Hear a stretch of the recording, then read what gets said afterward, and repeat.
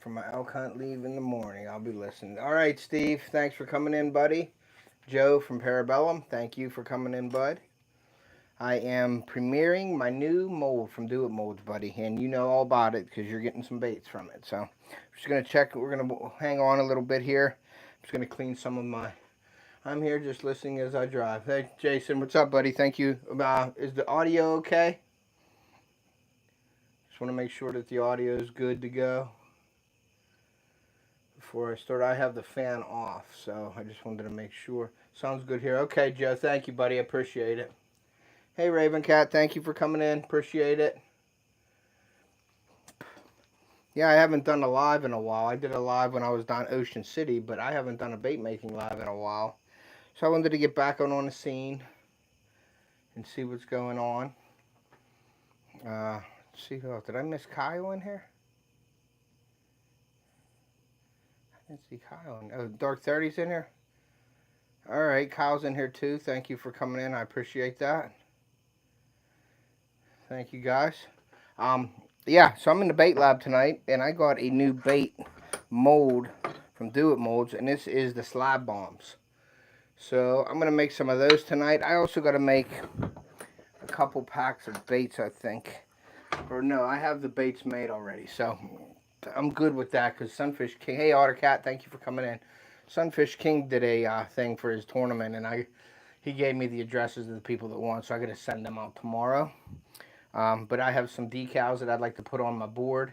Extreme Fishing and Sports, what's up? Thank you for coming in. I appreciate you. Thank you very much.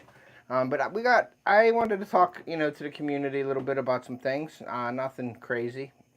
Mostly it's just what's going on with my channel coming up. I wanted to talk about the YouTube Shorts a little bit. I do have an announcement to make about the duck races. So, but anybody that's in here now, unfortunately, we didn't get the duck races up and running.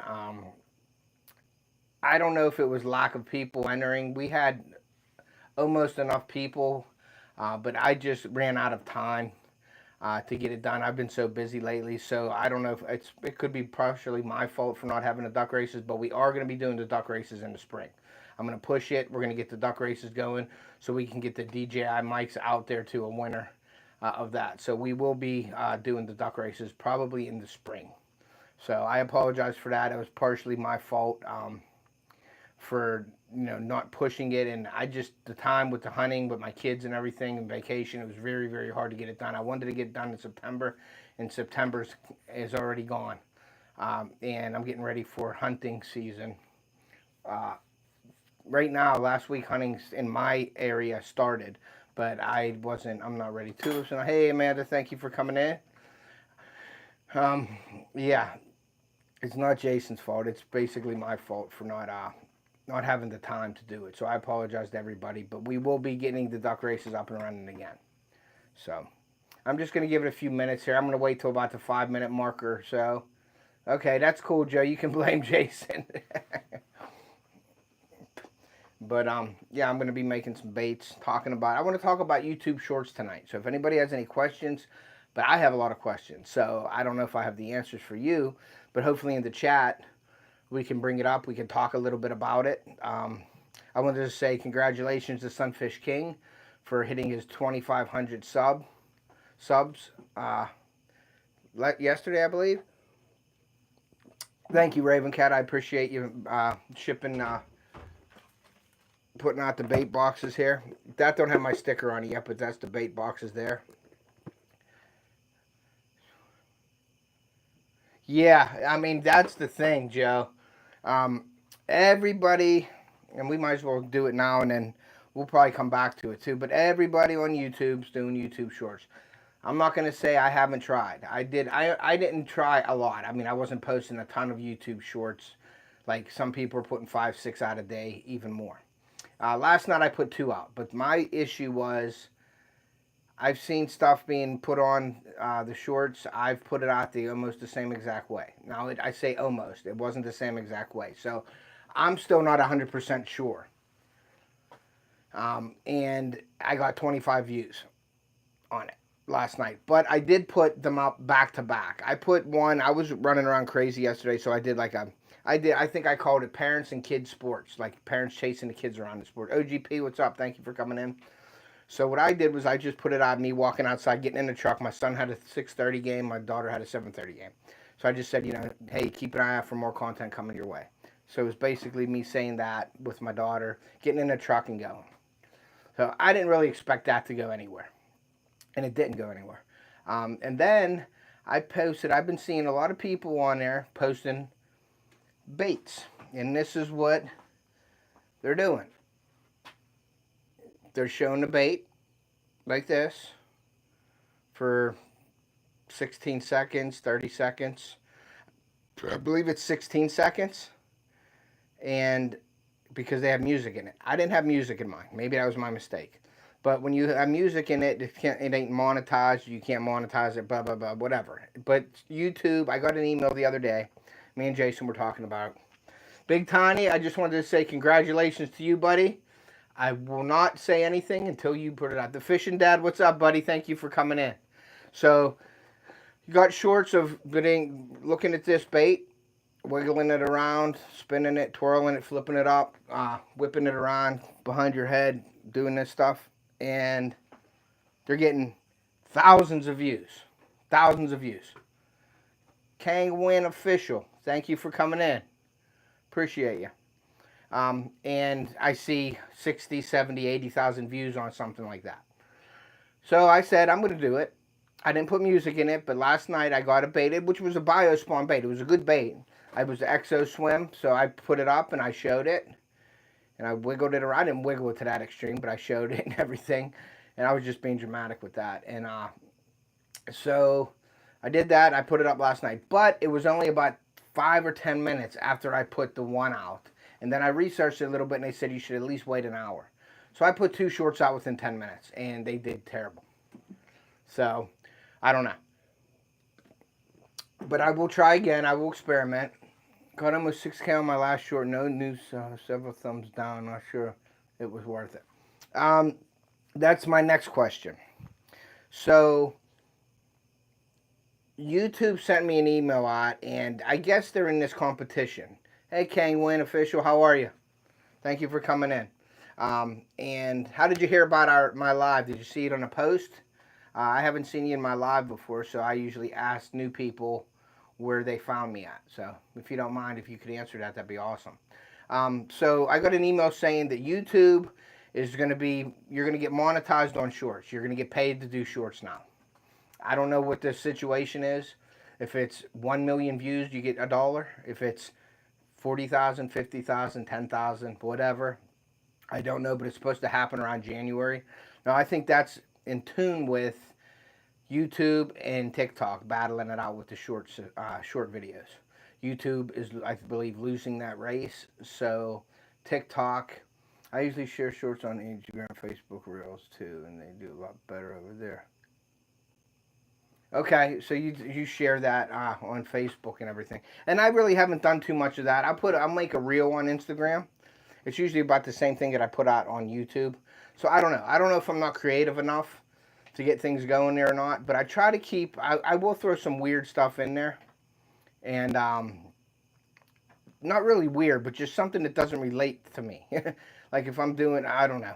I try to keep it all with like deer hunting, fishing, family fun things, but every once in a while you'll see I don't know, and I guess it's related to the outdoors. It's a bird flying around and I'll video it or something. I mean, so I guess I keep it pretty much okay with my content. So I don't know if I can say I'm putting stuff out there that has nothing to do with my content, so they're not pushing it. I don't think that's the case. But obviously TikTok's beating YouTube. And so YouTube wants to do something about it. So they're going to start. Hey, SoFlo, what's up, buddy? Thank you. Gotta love Thailand. Thank you, sir, for coming in. I appreciate you. So I don't know. YouTube is trying that. I guess they want to pay out the shorts. So that's exciting to know if you can do a short and it performs well. I'm thinking. I don't know all the parameters of the shorts yet. So that's coming, I believe, January 1st. If you're a YouTube creator, you should be getting an email from YouTube. I think you get the email. Jason got the email, and he's not monetized yet. I got the email. So I'm thinking everybody that's a creator gets the email. So I'm not sure exactly how that works. Like I said, you have to have 1 million views on the shorts to make money. Yeah, that's now, Steve. You have to have 1 million. But they're changing that January. I got the email. I could forward you the email, Steve, after the live. I could forward it to you or send it to text it to you. But it's an email I got yesterday or the day before, and Jason actually called me and said, "You get the email." So it was sent out, and it's different than, I don't think it isn't going to be like it was before. Iowa Trapper, how are you, sir? I know he's excited. Trapping season's coming up here. Chewy goes fishing. What's up, buddy? Thank you for coming. I gotta send Chewy some baits also. Um, yeah, so we will see what happens with the shorts. But yeah, I can't figure out the algorithm. Johnny Smallpepper, thank you for coming in, buddy. You had a great live today, sir. I really enjoyed your live today. It was very informational, and they were talking sort of about the YouTube and the algorithm and things like that. If you guys haven't seen or haven't went over to Johnny Smallpepper's channel, you need to go over there. He's doing some awesome interviews. He's doing some great lives, and he has some great information on there. So please go and check Johnny Smallpepper out. But Iowa Trapper, I know he's, I don't even know how many days are left, maybe 25 days till your season, your trapping season. My hunting season started last week, but I am not ready yet. Tomorrow I'm going out and my stand will be ready here, so that'll be done. Then Friday I'm going to Ohio, morning before work. 30 days traps go in the ground. Awesome, man. I know he's excited, and I've seen some of his videos. So he's really excited. He does everything, man. You got to go check Iowa Trapper out. He catches a ton of animals, man, and he knows his stuff. So, but so yeah. So Mission Creek Pursuit. Thank you for coming in, guys. Now that is the channel that I wanted to give a big shout out to today. Mission Creek Pursuit. I hooked up with them on Instagram. I checked out their stuff. They're fairly small. I'm small. I think we're all fairly small here. But I invited him into our community so we could all welcome him. So please go over to Mission Creek. Take a look at his channel. Please give him a hook set. And let's get him into the community and welcome him into the community. I am really excited for him. Like I said, he's starting out, and just get in there and check out Mission Creek Pursuit. He puts out some good content. And I welcome him into our community and show him your support that we can give him. I really appreciate that, guys. Thank you for coming in, Mission Creek. I appreciate you. So my plan is, like always, figure out YouTube. Can't do it, but I had to have a pet. I love our small community. It's so much smarter than me. Hooks up. Yeah, I can't share the link. Jason, I think Jason's driving. If Raven Cat could put, there it is. Right there. Boom. There's your link shared, Mission Creek. That's how great this community is. And Raven Cat is one of the best moderators in this community. Yes, and you are welcome, Mission Creek. You make sure you stop into our lives constantly. You'll grow that way. Make sure you go watch these other people that are in our chats and interact with their channels and things like that, and that's how you're going to grow. Just make sure you're watching videos, commenting, giving a true comment. Watch the videos. And you'll grow. So that's I'm really glad you came in tonight. So yeah, so figuring out, I will hit everybody up. Cool. There's another hook set going. Chewy said hook set. So yeah, we're getting hook sets left and right, guys. But please go check him out. And Iowa Stubborn. So yeah, go check everybody out, Mission. It's in here too, buddy. Appreciate that. Yeah, Raven Cat. Raven Cat's like the best moderator on YouTube that I know of. In our community anyway. I don't know about bigger channels, how they're doing things, but I know Raven Cat is somebody you want on your side in these chats. She lays the smackdown on people that are out of order, and she knows her stuff. So definitely, Raven Cat, thank you for being my moderator, and thank you for being part of this great community. Okay, thank you. Like I said, I was trying to figure out YouTube. It's frustrating. I had to have one of those talks. I guess Jason and I talked, and he always calms me down because I get all crazy. Not crazy, but I get a little bit. I start thinking of things to do, what I should be doing, what I shouldn't be doing, and he basically said, you know what, just have fun with your channel. Hey, Sunfish King, what's up, buddy? Congratulations on 2,500, buddy. I don't know if you see my comment that I gave you. I won't say nothing, but I commented on your post, bud. But yeah, figuring out the YouTube is crazy. And YouTube Shorts, figuring that out is even crazier. So, like I said, I just, and I still think it's funny.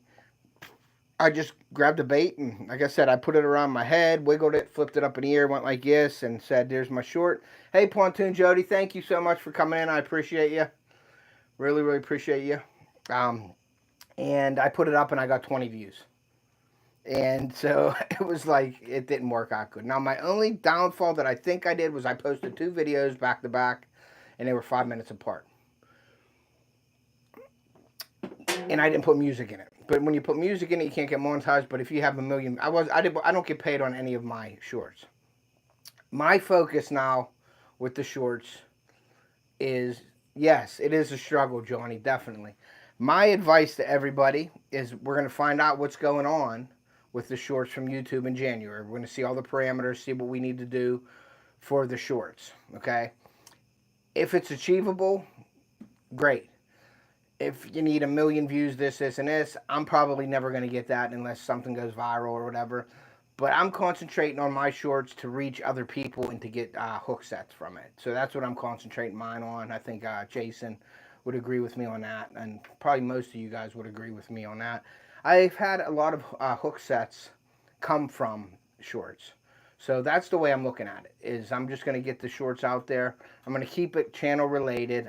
Every once in a while, if I see something off the wall or something that I think may do good, I may put it on there, but I'm going to try to keep it to my channel. I saw a kid. Yeah, I don't get it. I like I said, I don't get the algorithm. I don't get the short. So but the only thing I could say is just keep plugging at it and have fun doing it.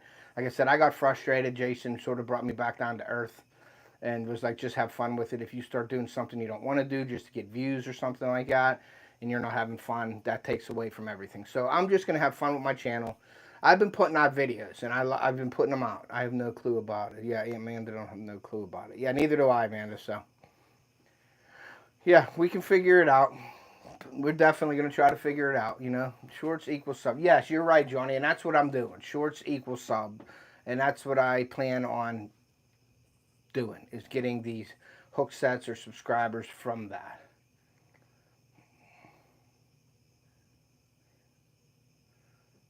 Okay, so Pontoon's was on there. Have fun with it, man. Once we quit having fun, helping people, I'll be done. Yeah, you're right, Iowa. I definitely agree with you.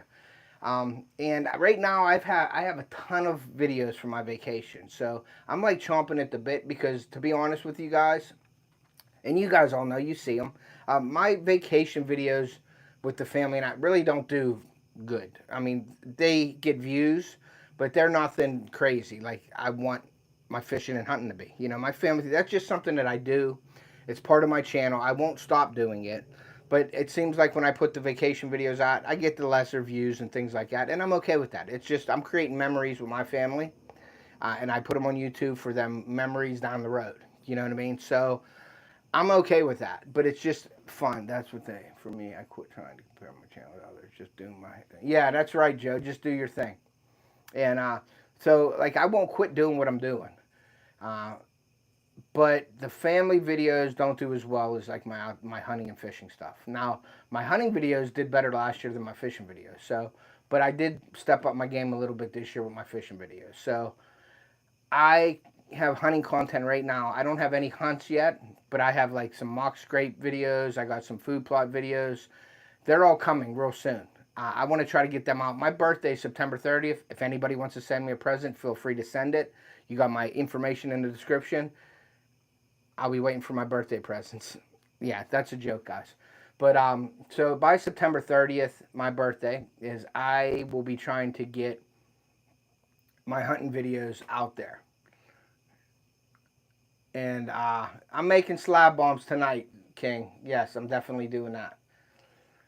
And so I can't wait for my hunting stuff to come out. But I really like doing my family videos too. And I was kind of down about it a little bit. And Jason was like, dude, just do your thing and have fun with it. You know what I mean? And that's what I'm going to do.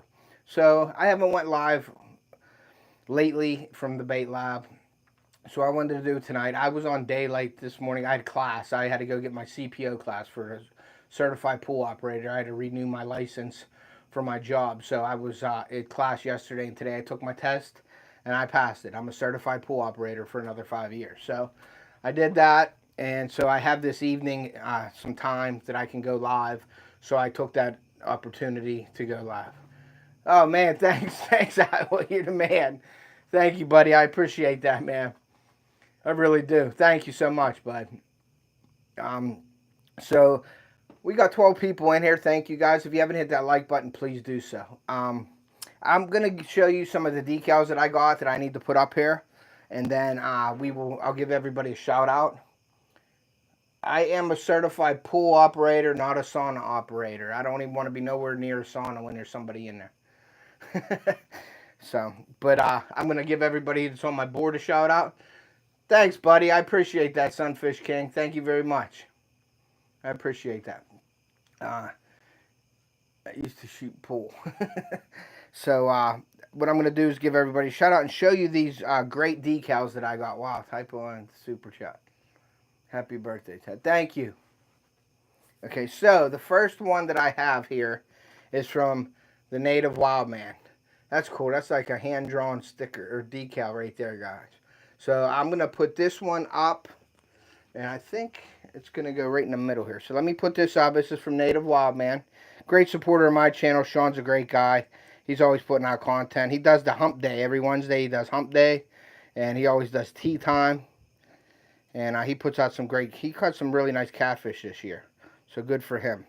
So if I can get this off of here somehow without ruining the sticker here. I think I got it. Some of them are tough to get off. Okay, so there's the one, and I already know where I'm putting this. So let me put this right here. And that is right by Jason Drones. And I will go through the board and everything. All right, so Parabellum, Joe needs 500 tonight, so let's go. Let's get Joe 500. Tina's in here. Hey, Tina. Thank you for coming in. I appreciate you. And then the next one is I already have a sticker from Coastal Fever, but if you haven't seen from my post, hey, Jody, thank you for coming in. You have a great night also. Thank you. I appreciate your support. Thank you, Jody. Yeah, let's get Joe to 500. I haven't been in the thing. I've been putting out videos, man, and I've been running around busy. So, Joe, I apologize, but yeah, that's a great idea, Sunfish King. So Doc from Coastal Fever, he has already given me one. Oh, Iowa is 500. Awesome. So Coastal Fever gave me another one here. That's a pretty cool decal. So I'm going to put that up, and I don't know where I'm putting. I think I'm going to put this one. Maybe I can put Coastal. Yeah, I can put Coastal down here in the corner. I'm running out of room on my board, guys. And if anybody would like to do a sticker trade, a decal swap with me, that would be awesome. I love, the decals and things like that.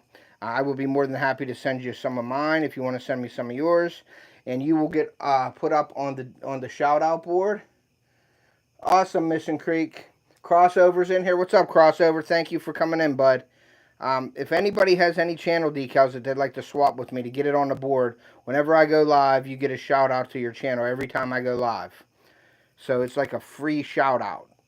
I'm just going to put your decal on the board and give you a shout out. All right, Mission Creek. I'll definitely do a decal swap with you, buddy. You got my info. If anybody hasn't, Mission Creek is new to the channel. He's new to our community. Sunfish King, I will do a decal squad with you. I got hundreds of Sunfish King's decals. I won I won a mystery tackle box and a whole the Fix-It ladies in there, and a whole shoe box full of his signed keychains, coasters, magnets, all kinds of stuff I got. Now my son and my daughter went through it all. I kept the keychain. I got the magnet on my fridge downstairs here. But I have stickers too. So I have a lot of them that are doubles. But I am going to give them away. And Sunfish King he already let me know that I can use them for giveaways too. But Mission Creek, I will definitely. Mission Creek is new to the community. He came over with me from Instagram. I really appreciate him stopping in tonight. I encouraged him to do so, and he did. So please show him your support. And let's get him some hook sets tonight, guys. So if anybody wants to do a decal swap, just email me. It's in my description. Tonight, I only put one line in my description because I was running around. I will go back after my live tonight and put all my information in the description of this one. If you want to go to another video and look, then you can just go to one of my other videos, look in the description, all my information's in there. So the next one is JJ Drone's new channel decal. I don't have one of these. I just have the round one. So he sent me a bunch of these that I'll be using for giveaways also.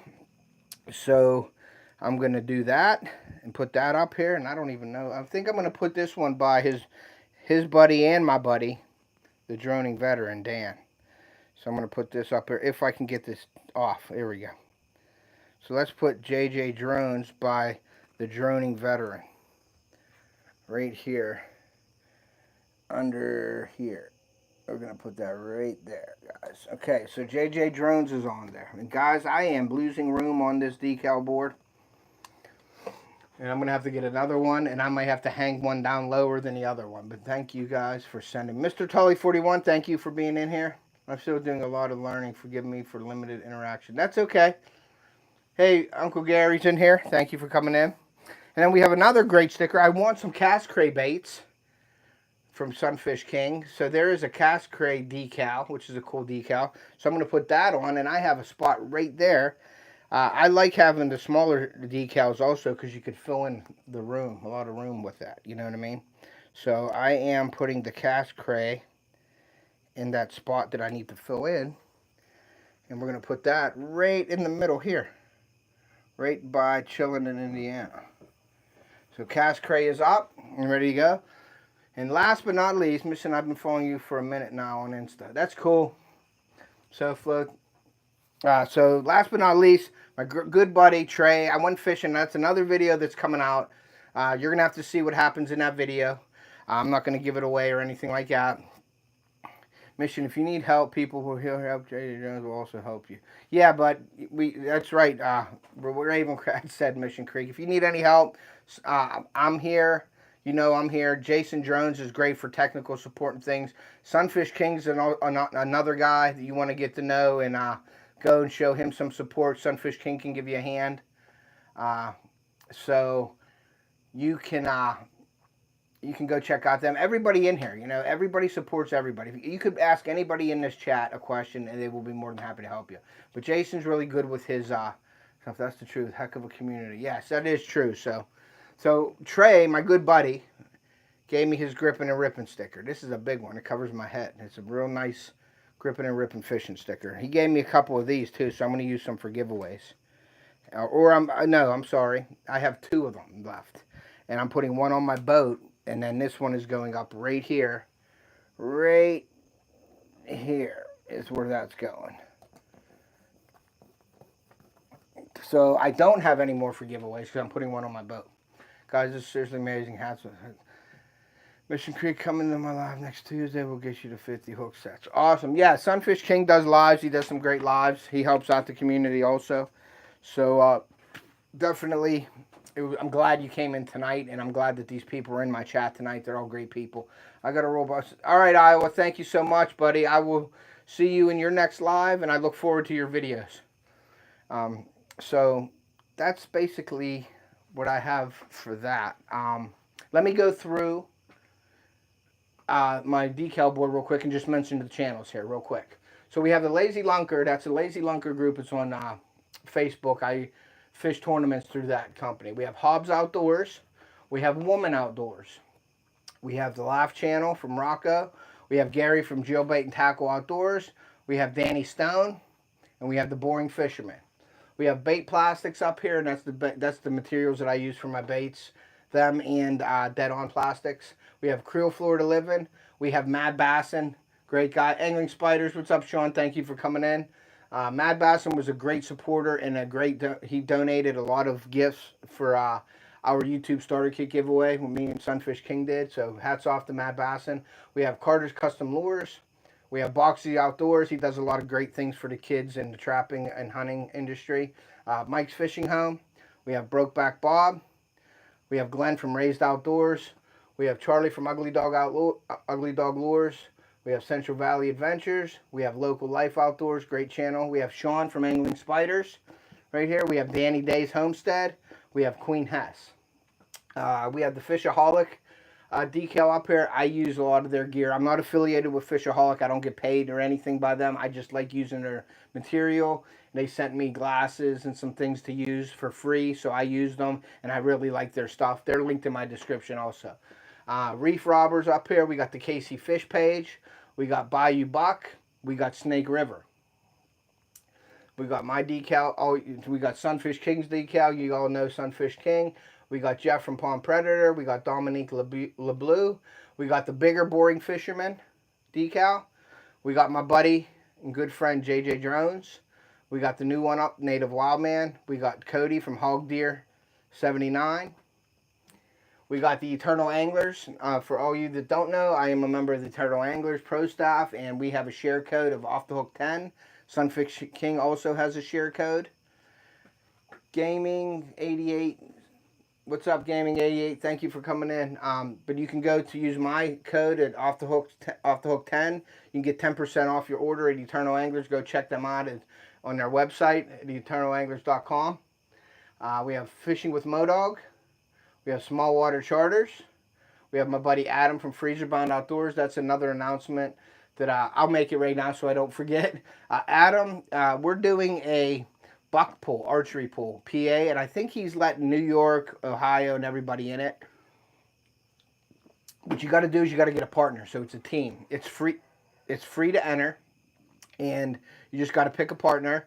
And then when you harvest your deer, you go with the width of the antlers and the points, and that's how you enter the tournament. You got to come up with a team name, then you got to send him where you're hunting at, and your team name, and your partner's name, and you're in. So if anybody is interested in that, please go to Freezer Bound Outdoors at Adam's channel and send him a message. And I believe Freezer Bound's also they're doing it on Facebook also. So go check that out. We have the Working Class Fishing Podcast. That's awesome. Brian and John over there, great guys. We have Mel from Campers in Common. We have my buddy Trey from Grippin' Fishing. We have Doc from Coastal Fever. We have Richard for Some Old Man Outdoors. He is the one. Yeah, strap antlers on a bluegill. We have the new Cast Cray up here. Great baits they got. I know Sunfish King works with Cast Cray, so if anybody's interested in Cast Cray, check out Sunfish King. You can email him, and he'll be linked in my description also. So if anybody wants to get a hold of Sunfish King, they could just get on my description, go to Sunfish King's channel and go check him out, or go to Sunfish King's channel and check him out yourself. We have Dark 30 Outdoors, Kyle. He's from Ohio. We have Josh from Fish on Alberta. We have Dan the Droning Veteran. We have Jason Drones, JJ Drones' new decal. We have Chris from Bogley's Keeping It Real. We have a really cool decal. That's Joe from Parabellum, and his daughter drew this decal, which is awesome. We have Daniel from Living MN Outdoors, great channel. We have James from Crankin' and Yankin'. We have Carl from Chillin' in Indiana. We got Shannon from White Shoulders Farmstead. We got Lazy Days Ahead. We have Al's Outdoors, great support of the channel. Hog Deer's in here. What's up, Cody? Thank you for coming in, buddy.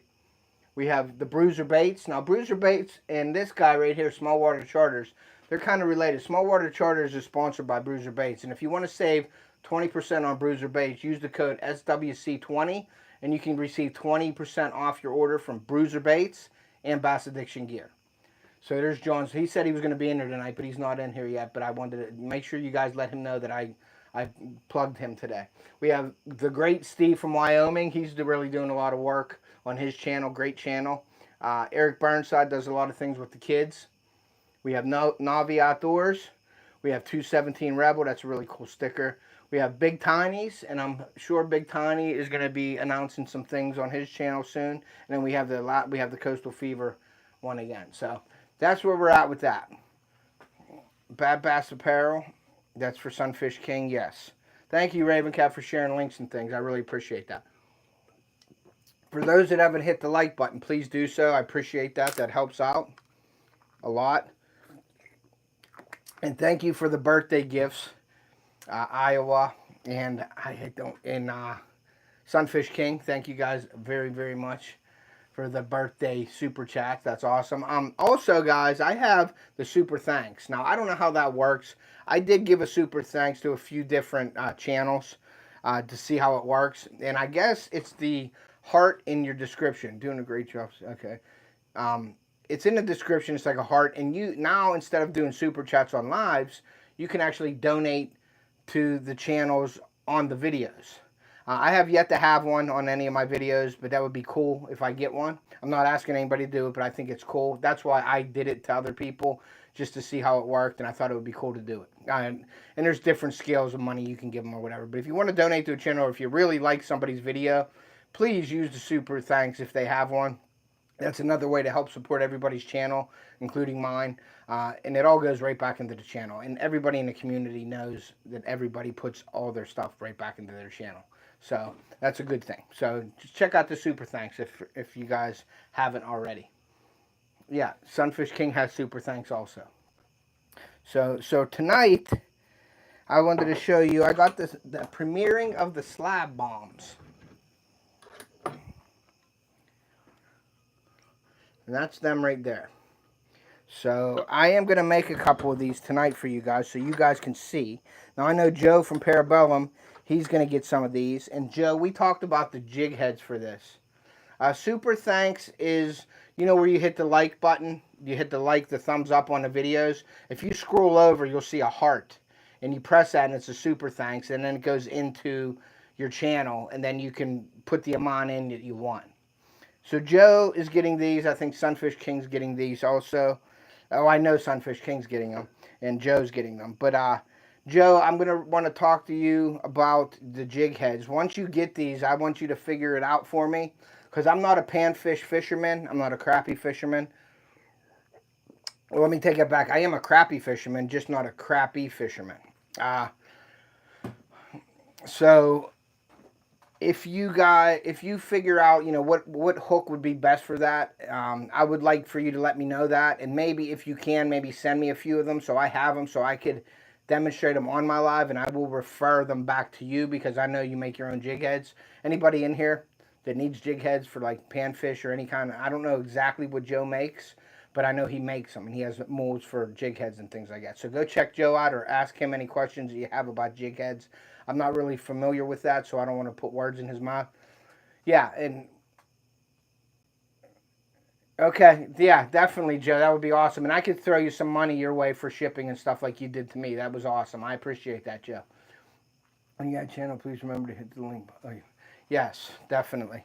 So I'm going to, I think I'm going to get some plastic here. I'm going to get some plastic going. So I'm going to use Amanda's back.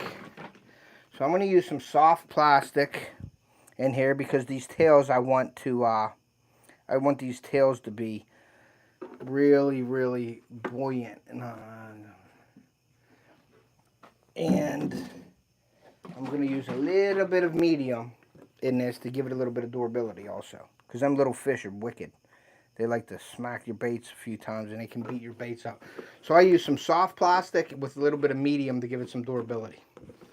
So we're going to do that. Now, alright, so since Joe, you're getting them and you're doing the jig heads and everything for me, I know you like the green pumpkin and blue flake. Is that something you would want, Joe? Give me a color and I'll make it right now for you. And I think that's what you're going to want, is the green pumpkin with blue flake. I think that's what you said. There's watermelon. I think there's 18 great people in here. So I really, really appreciate it. Sure, that's a killer color down here. So, okay, so I'm going to use the green pumpkin and I'll put blue flake in it, buddy. And I will get that starting to make it now. Now, I haven't shot these baits at all. This is the first time. So I don't know how. I don't know how this mold is going to react. I don't know anything. So you guys are going to see it here firsthand. Jared O, what's up? Thank you for coming in. I appreciate you, buddy. Really appreciate that. If you haven't hit the like button, please do so. Anybody in here that hasn't, please hit that like button. I want to get 5,000 likes tonight. No, not really, but I'd like to get 50. So, but yeah, we're going to do bait boxes also. Yes, the bait boxes are right here, guys. There's some baits in there right now that I'm making up. So there's some baits in the bait boxes. You get an off the hook sticker on there. I wanted to show this real quick if Sean's still in here. I still haven't opened it up, buddy. I still got the angling spider spoon. This is going to be worth millions someday, so I'm not opening it. I'm just going to hang it. I got some plans for my bait lab here. Where's the like button? No. The like button is on the right under the video. When you're watching a video, there's like a thumbs up button. You got to hit the like button there. Mark J. Larson, what's up, brother? Thank you for coming in, man. I appreciate you so much. Mark J. Larson, another great channel. Mission Creek, if you haven't picked up Mark J, please go do so also. Mark J is a great channel, and also Angling Spiders that's in here. Everybody in here, you got to go hit them up. I got my angling spoon hanging on my wall too afraid to fish it. That's exactly right, Joe. I don't want to lose it. So, and that's going to be worth some money, Joe. I guarantee it. So I kept it. I also got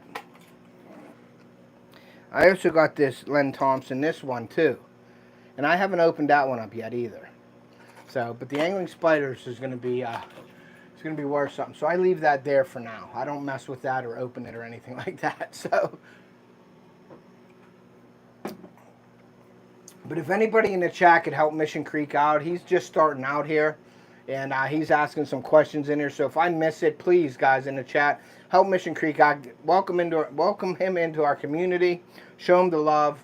Give him a hook set. Answer his questions for him. Welcome him into our community like we do everybody else. I appreciate that. And Mission Creek, you are in the right spot, buddy. Thank you for coming in. I really, really appreciate you. You guys don't know this, but last week I was doing my baits, and I wasn't paying attention, and I just shot the baits, and this is 380 degrees, and I thought it was sitting there for a while, and it wasn't, and I tried to push the plug out, and I squirted plastic all over my hands, and you can see I burnt the crap out of my hands there. So that isn't good. Ottercat, what's up, buddy? I think I said hi to Ottercat earlier, so yeah, so that's what we're doing tonight, guys. We're going to make somebody jump, parabellum fish. Yep. Yeah, everybody here is a great supporter, Mission Creek. Life with Belinda and Chuck. No, you didn't miss the pouring yet. Not at all. I'm heating up the plastic right now, and I'm making green pumpkin and blue flake. There's the blue flake and green pumpkin, and I'm going to send them out to a couple people. Joe sent me some money, and he wants some baits from me. So this is the first time I'm doing it. I will move the camera down so you can see. I will definitely do that. And I've been telling you guys this for 2 months now, maybe even 3. I have sort of a light in here that's sort of like on the yellow side, so the lighting isn't great in here. So I got to get a better LED light system for this bait lab. I'm planning on putting up a pegboard to have baits hanging up over there. You can see my off the hook logo here, and you can see my bait. My decal board here, that's all going to stay. I got the blue lights. I may add some more blue lights, but I'm going to put a pegboard over here. I'm going to put some shelving up over here, and I'm going to get some better lighting. And for all you guys that don't know, I am working on a studio that's going to be in my sunroom down here. All right, Johnny, thank you for coming in. Rattle Trap, what's up, buddy? Thank you for coming in. I appreciate you. And I am working on a studio. And that's just going to be a long process, but it's just a little by little. I'm going to do that. Try to get some soundproofing in there and things like that. Some lighting. Jason from JJ Jones is going to help me with that.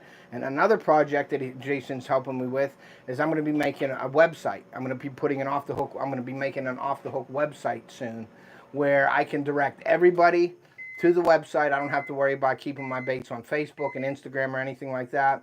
I can just send you guys. Fat Boy Angler, what's up? And I am just going to make a website, and I can just direct everybody to my website. I think that'll be a lot easier. So I'm going to do that. It's going to have my fishing pictures on there. It'll have videos up there. It'll have my baits on there. It'll have information. It'll be premiering other people's videos on there. So I'm going to do a whole big website. Excuse me, an off-the-hook website. So it just makes it a little bit easier to keep everything in one spot. And that was Jason talking me into doing that, and I agree with him. Not doing good, Rattle Trap. What's going on, bud? Yeah, that's hot. I just said I was going to get burned, and I just grabbed it, and it's and there are some bubbles in here, and the bubbles come because it's humid. And when you have humidity and you have plastic, the bubbles will occur. So when you're mixing it, the bubbles will go away. You just got to mix it slowly. It's almost like a pop or something. The top of it's all like foamy. But that all goes away after a while. Now they do have a decompression chamber that you can buy. It's almost like a big crock pot, and it takes the air out of the plastic. I don't have one of them yet. I will get one of them eventually. But the Fat Boy Angler, yes, thank you for sharing the links in here. I really appreciate that, guys. That's awesome. So what I'm going to do, Joe, is I'm going to add the green pumpkin to it right now. And I'm going to put 1, 2, 3, 4, 5, 6. So I got 6 drops of green pumpkin in here. And that usually does it for this amount of plastic, and it looks pretty dang good. And I'll show you this in a second, guys. Just give me a second. Another thing is, I got a computer that doubles for like it's a computer and it's like a pad. So I can do lives with my computer in front of me. And then I'm going to hook up the GoPro for a secondary camera. And I'll get a webcam for my my laptop. So I'm going to start doing that. Not right away. I still got a lot of stuff to do. I got a lot of hunting to do and things like that. So I'm piecing all this together for you guys. I'm trying to get my lives so you have a better experience watching my lives. That's basically what my goal is. And I'll have the laptop in front of me with the webcam, and I'll have my GoPro off to the side where I could switch over to that, and you can see me making the baits right there with the GoPro. Yeah, it does. It's going to take some time, Amanda, for it all to come together. But if I get my bait lab will be getting together. I'll get my studio together. I'm going to have my laptop with the cameras and all that put together. After I got that, then I think that's everything that I need. Oh, there is one more thing. I got to get a drone. And I'm getting a drone next year, I believe. So, all right. So that is the green pumpkin, guys. And let me mix some blue flake in here real quick.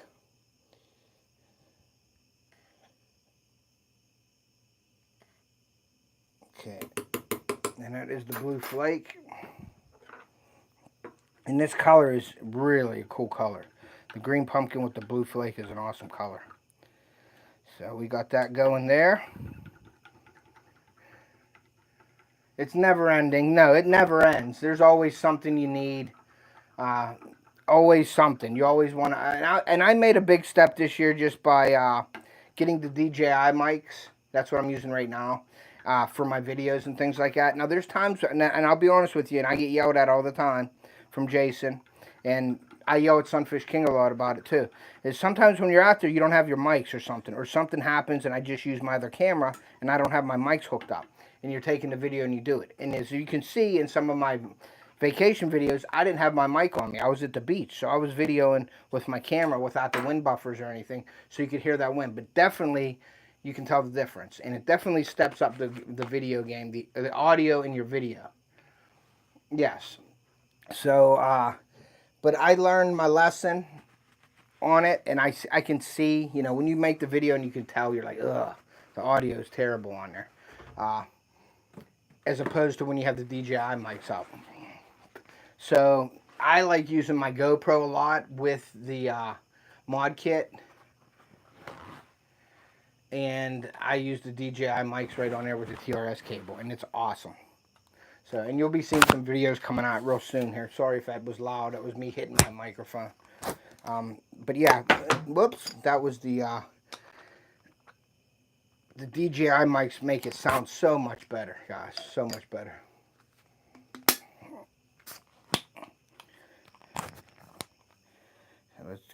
Let's get his junk on here. And then we're going to make it happen, guys. So this is the first shoot of these.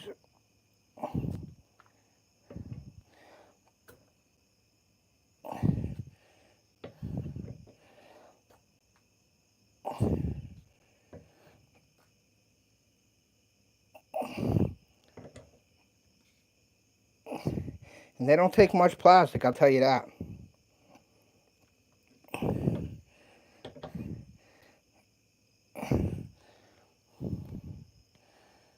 And we'll see how they work. Now sometimes first ones don't really work as well because of the mold being cold. So that's why I didn't show you the first pour. It could have got ugly there for a second. So I didn't show you the first shoot yet. I will show you the second shoot though, I promise. So what's that say? Peterson's Farms of Nashville. Thank you for coming in. I've got the mod kit. Let's see what that says.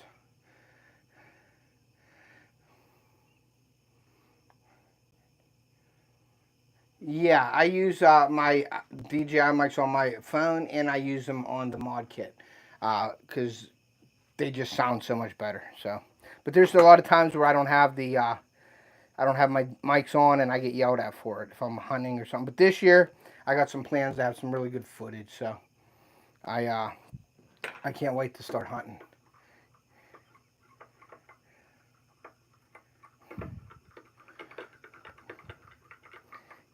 Yeah, I can't wait to see Mark trapping this year also. He's also a great trapper. Iowa trapper, Mark J. Larson, great. We have some great content. And Mark is a great guy. I met him at Adams, that rendezvous, and Mark is a great guy.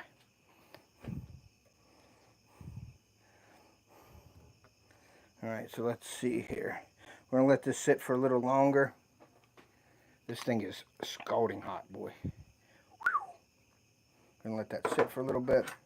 And I have to order more O-rings for my injectors because the O-rings, when they go bad,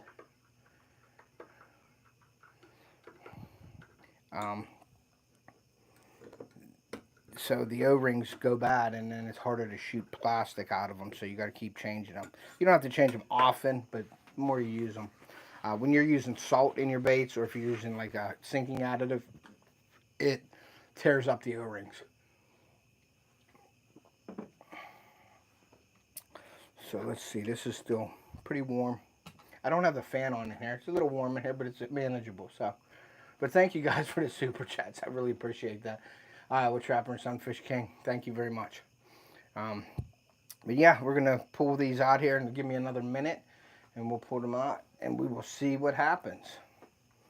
But I have 3 injectors, and this injector is just so smooth, and it's almost too light. The O-ring I don't think is right in this one. So when you're buying O-rings, I tried to cheat and go to Home Depot and get O-rings, but the correct sizes are what you want, and I tried to match them up, and I don't know if it's right or not, but we'll see. I'll put another O-ring in. There's a number 18 O-ring. I thought I can get away with it, but I might have to go to the manufacturer. Did I get a bait box for my birthday? If it wouldn't cost $150 to send to Canada, you could have a bait box for your birthday, Raven Cat. Okay, so let's see here, guys. Let's see how these look.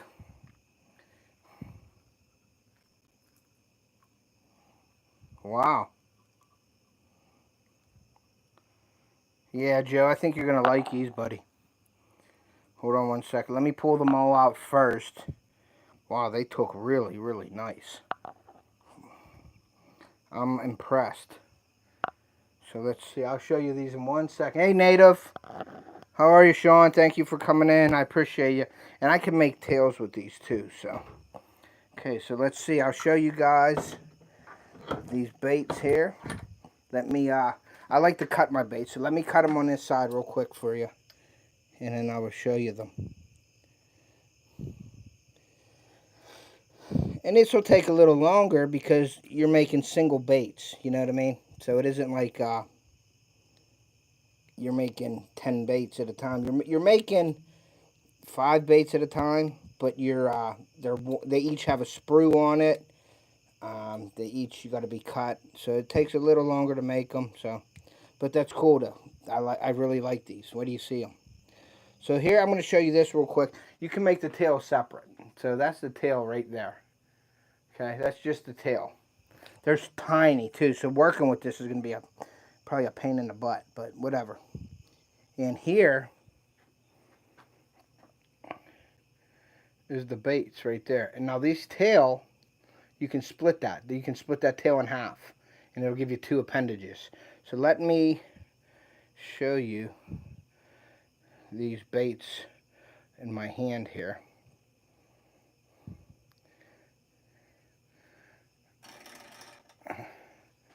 So So there they are, Joe.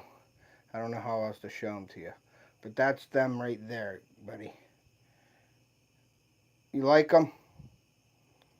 That's the baits right there. So that's going to take, and that tail does some wiggling in there. So that should be pretty good, guys. Yeah, they do look pretty good.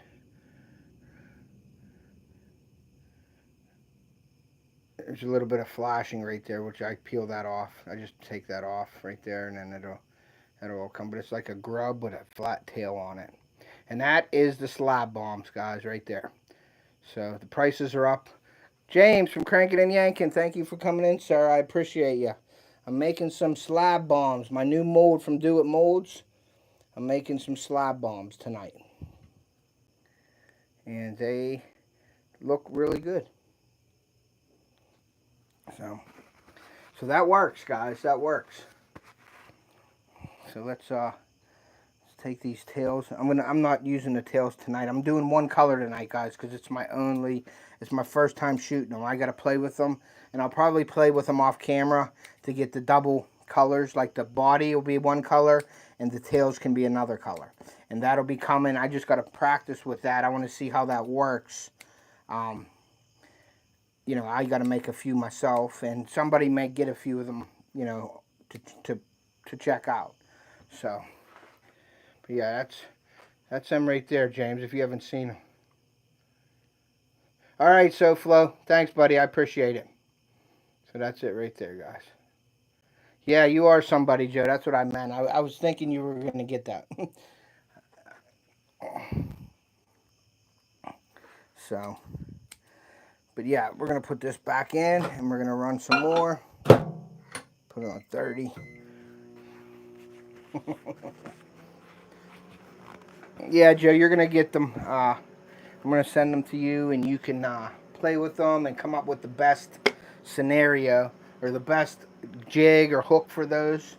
Because you are I don't fish for panfish too much, so honestly, I can't sit here and say, hey, this is what you got to do. I know everything about everything, and this is what you got to do, and this is what you got to use. I am going off of what Joe recommends.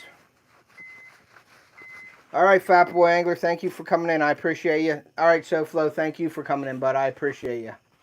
Thank you so much. But yeah, Joe knows his stuff when it comes to that, so I'm going to let Joe handle the situation with the hooks on that, and we can, maybe we'll do something. I just suck at bass fishing. I didn't say that, Joe. You said that. But yeah, we're going to work together on this and see what the solution is for these baits, these Slab Bombs. And they're also an ice fishing bait.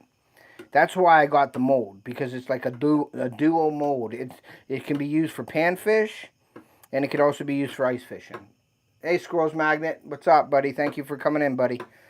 So that's why I got this mold. I told you guys last year that I was going to get a mold that was a little versatile, that I could do panfish baits with it and ice fishing, because there was some demand last year of ice fishing baits, and I didn't have any that I made.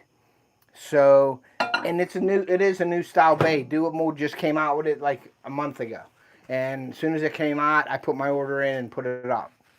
So it's fairly new. So if anybody wants any of the baits, just hit me up. Just email me. We could talk about color and everything. The prices are on my Facebook page, my Off the Hook page on Facebook right now. I didn't put anything up on Instagram. I think I'm taking everything off of Instagram, like my baits and everything. I might just post pictures of baits on there and everything and say that they're for sale, but I'm not going to post in both areas. I'm going to post just on my Facebook page right now until I get my website up and running, and then I will post everything on my website. And that's the plan, guys. So, let's see here. I will show you guys this when I shoot it. There's seven holes in this mold. You make 5 baits and 2 tails. So I'm just making the baits tonight. I just made the tails to show you the tails in it. Yeah, and Jason's gonna be helping me with the website because he's like a professional with that stuff. So I am gonna, and I think that was a great idea. It was actually his idea. He's like, just put everything in there, everything all in one area. That way you're not jumping around. You have to worry about posting here, posting there.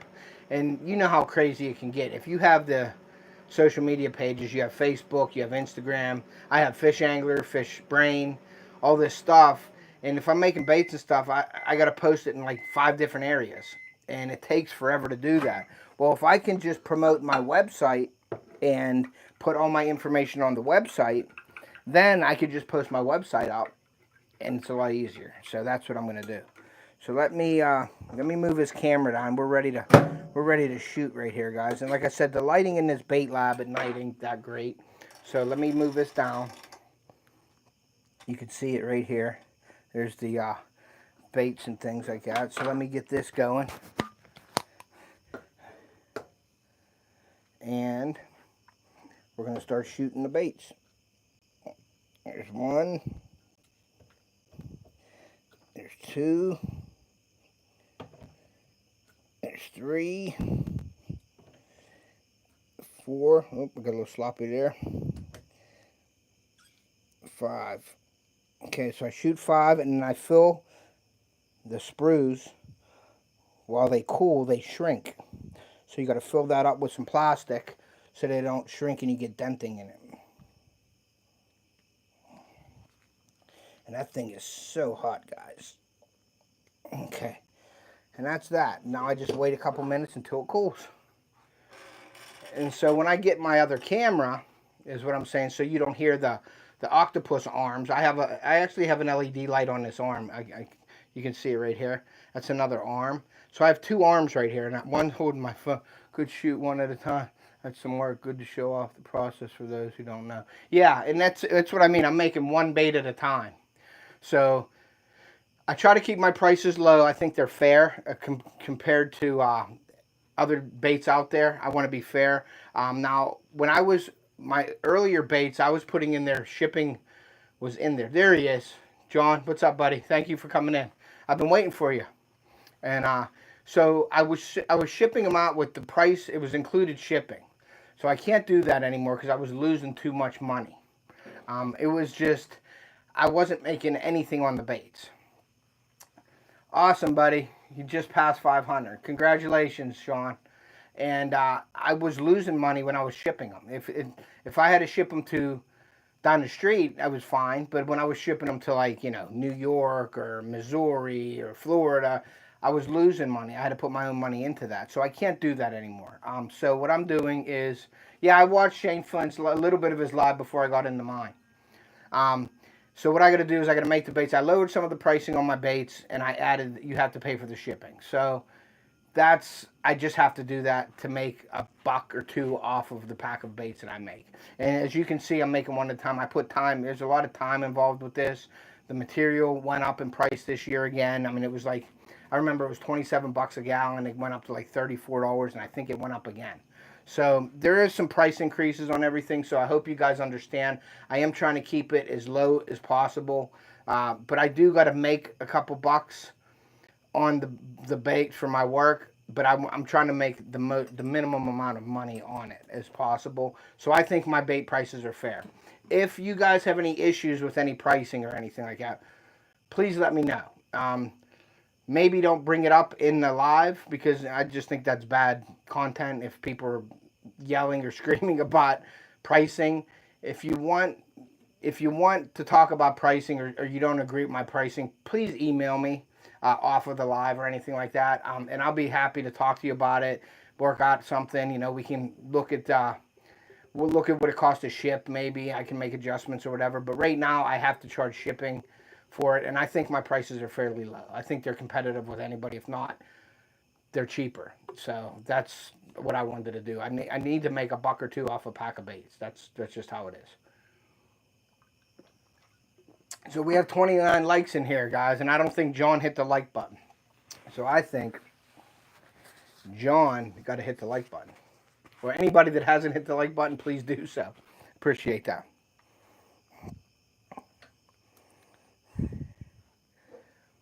There it is. Thank you, guys. Yeah, I'm trying to get 50 likes tonight. I haven't been on in a while. I do have a lot of plans. Never been this slow. Sorry again. I hit it twice. Think that was a bad idea. Yeah. Um, what the heck was I going to say? So, yeah, so I'm going to be trying to go live. I'm going to be doing some content, too, with hunting. I know there's a lot of fishing people in here, and I don't want to scare you away by saying I'm doing hunting content.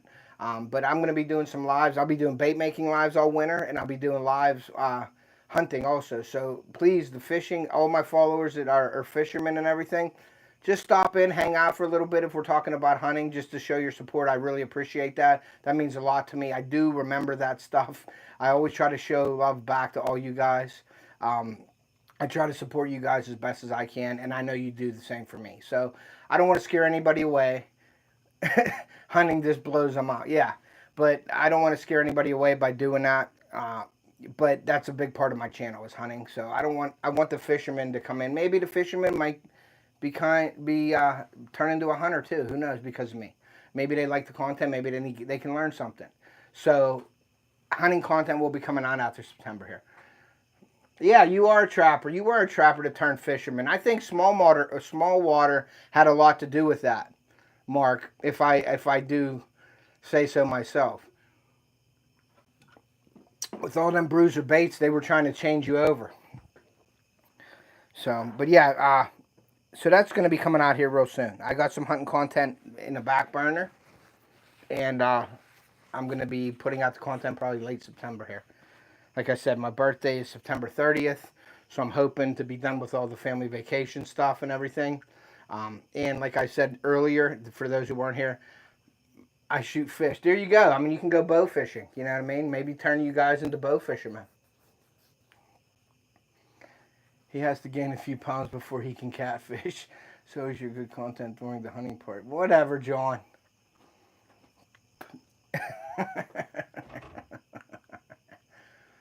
So, I didn't see. What did James say? Was he talking about me?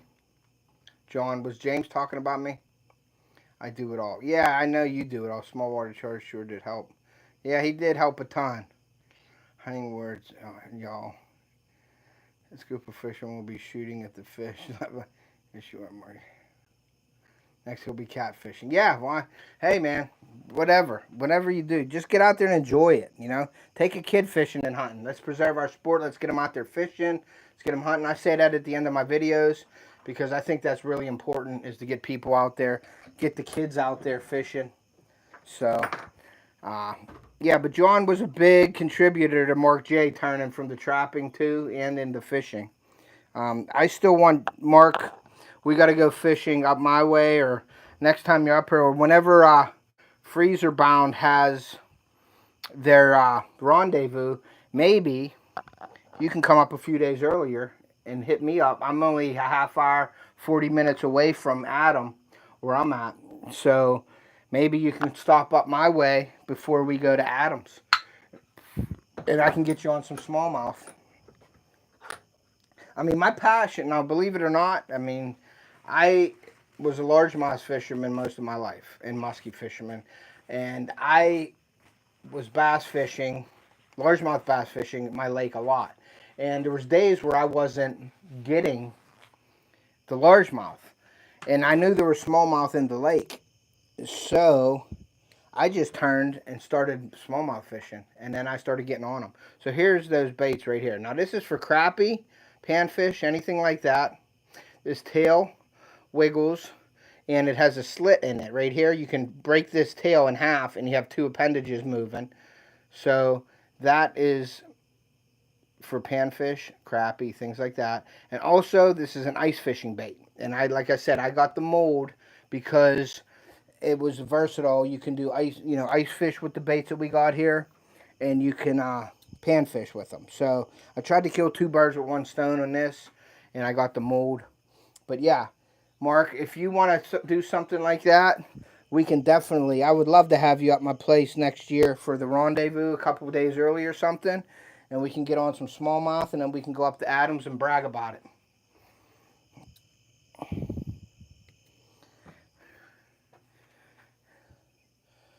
And then maybe you can get in that tournament up there. And, oh, Mark, I don't know if you saw this or not, buddy. Can you guys read that? Can you read what that says? The big fish. Fishing champion. I got the big fish. See that, John?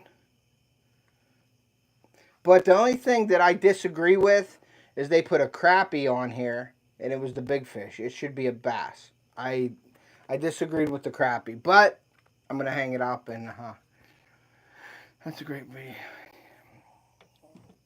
So, that is that.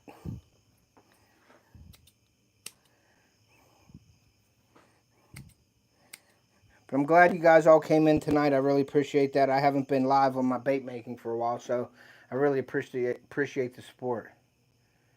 Yeah, you did see the interview, Mark. You know, Monkey Joe. I can't even remember. I'll have to go back and look at the video, but I think I thanked my mom and my dad and all that stuff. I tried to get a little exuberant with the interview. I know my daughter was kind of PO'd at me because she had the biggest fish. And she caught the first fish of the day, and she caught the biggest fish. And then I ended up catching it. It was like 3 or 4 inches bigger than hers. But I told her, I said, you know, if you're not first, you're last. And that's just the way it goes. But no, she was kind of jacked off at me. She wasn't happy, but, you know, it is what it is. So, yeah, it was a nice award. I was glad I won it. You know, I don't talk a lot of crap like John does, but at times I can. But, you know, I keep my mouth shut until I can do it. So people say we monkey around. Yeah. Damn daydream believer.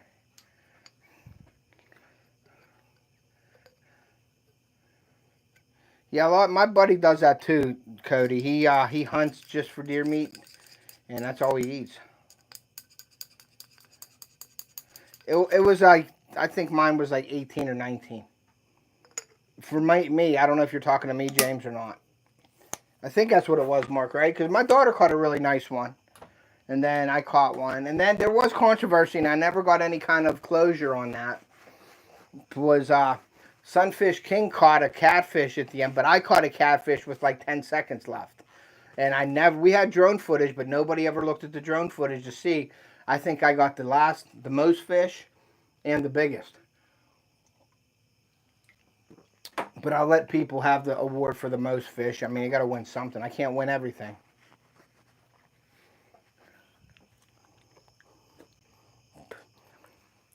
Yeah, the biggest fish wasn't weight, James. Yeah, it was tough fishing that day.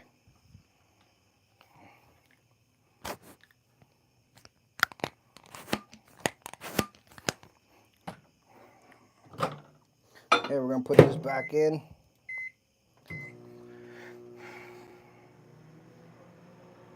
I sew it, not donut. But a donut would be good. No, I want a donut.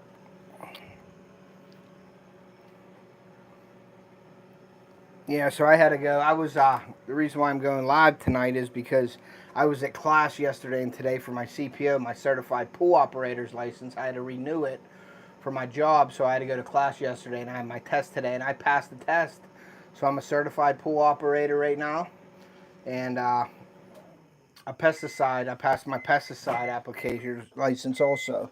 So I got all that, which is nice to have.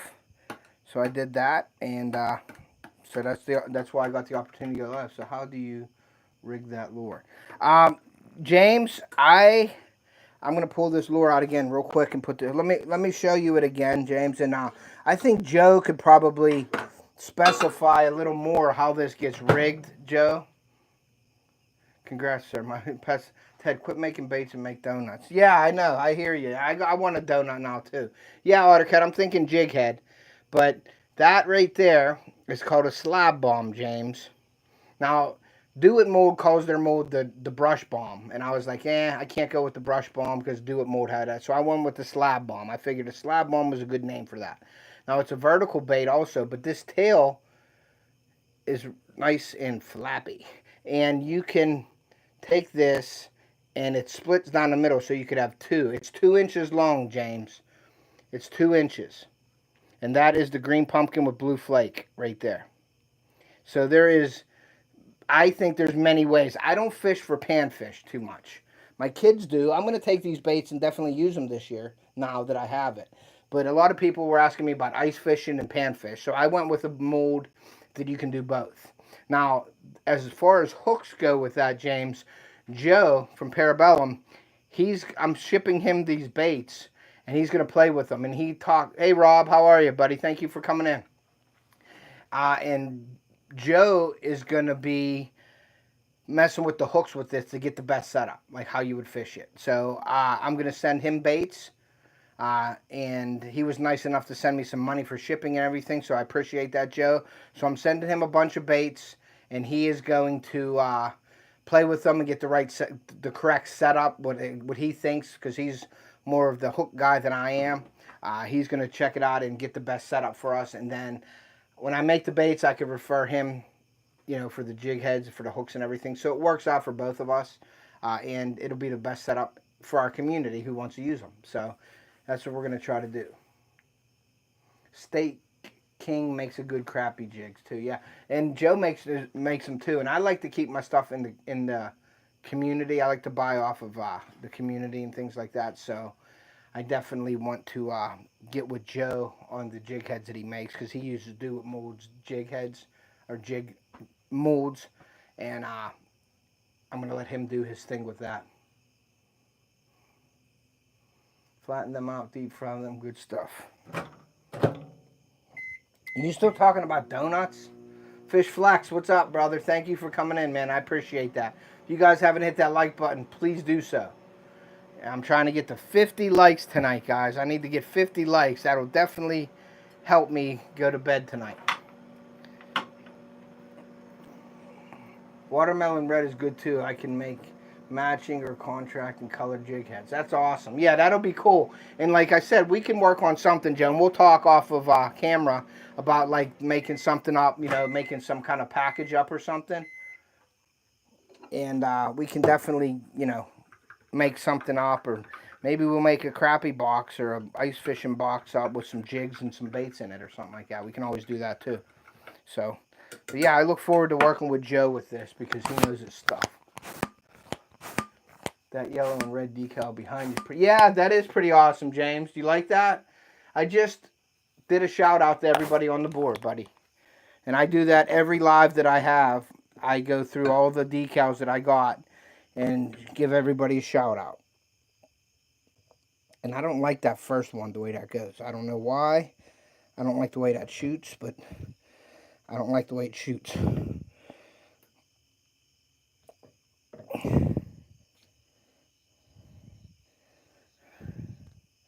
And this stuff is hot, guys. I don't like the way that first one shoots. I don't like it. I'm colorblind. Yeah, I mean, that's, I could sell you any colored bait and say what it is then. If I have some stuff laying around, I could tell you it's black and blue flake. Green and yellow you meant to say.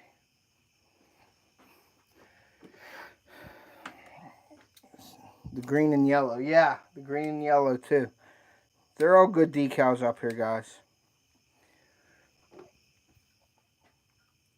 Hey, Mark, I wanted to ask you, do you have any channel decals yourself? Because I don't have one of your decals. If you have channel decals, Mark, if you do, I want to do a swap with you.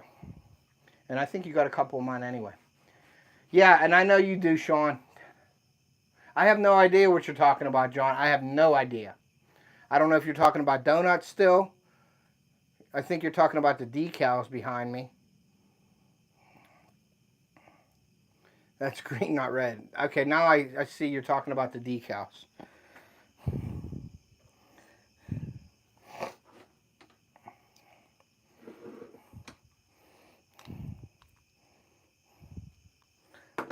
Yeah, but that video I just released, that surf fishing video, I met that kid Ben down there, and we were down there hanging out with the kids and playing like beach games.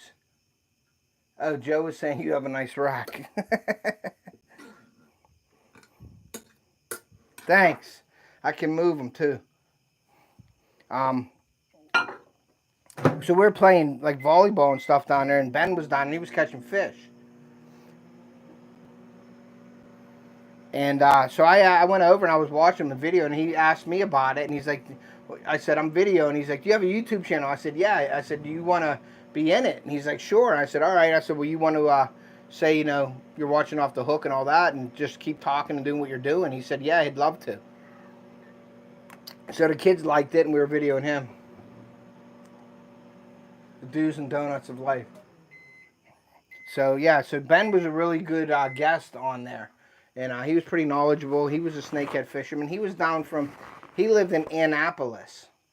And so he was only a couple hours away from down there. And so he fishes down there a lot. So he knew what he was doing. And I thought it was really good footage of him, doing what he was doing. And I wanted to share that with you guys. So he let me video him. And me and my kids just hung out down there and videoed him doing it. So that was pretty cool.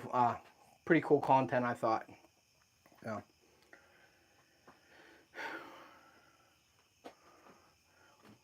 But as soon as my arm, I think September 28th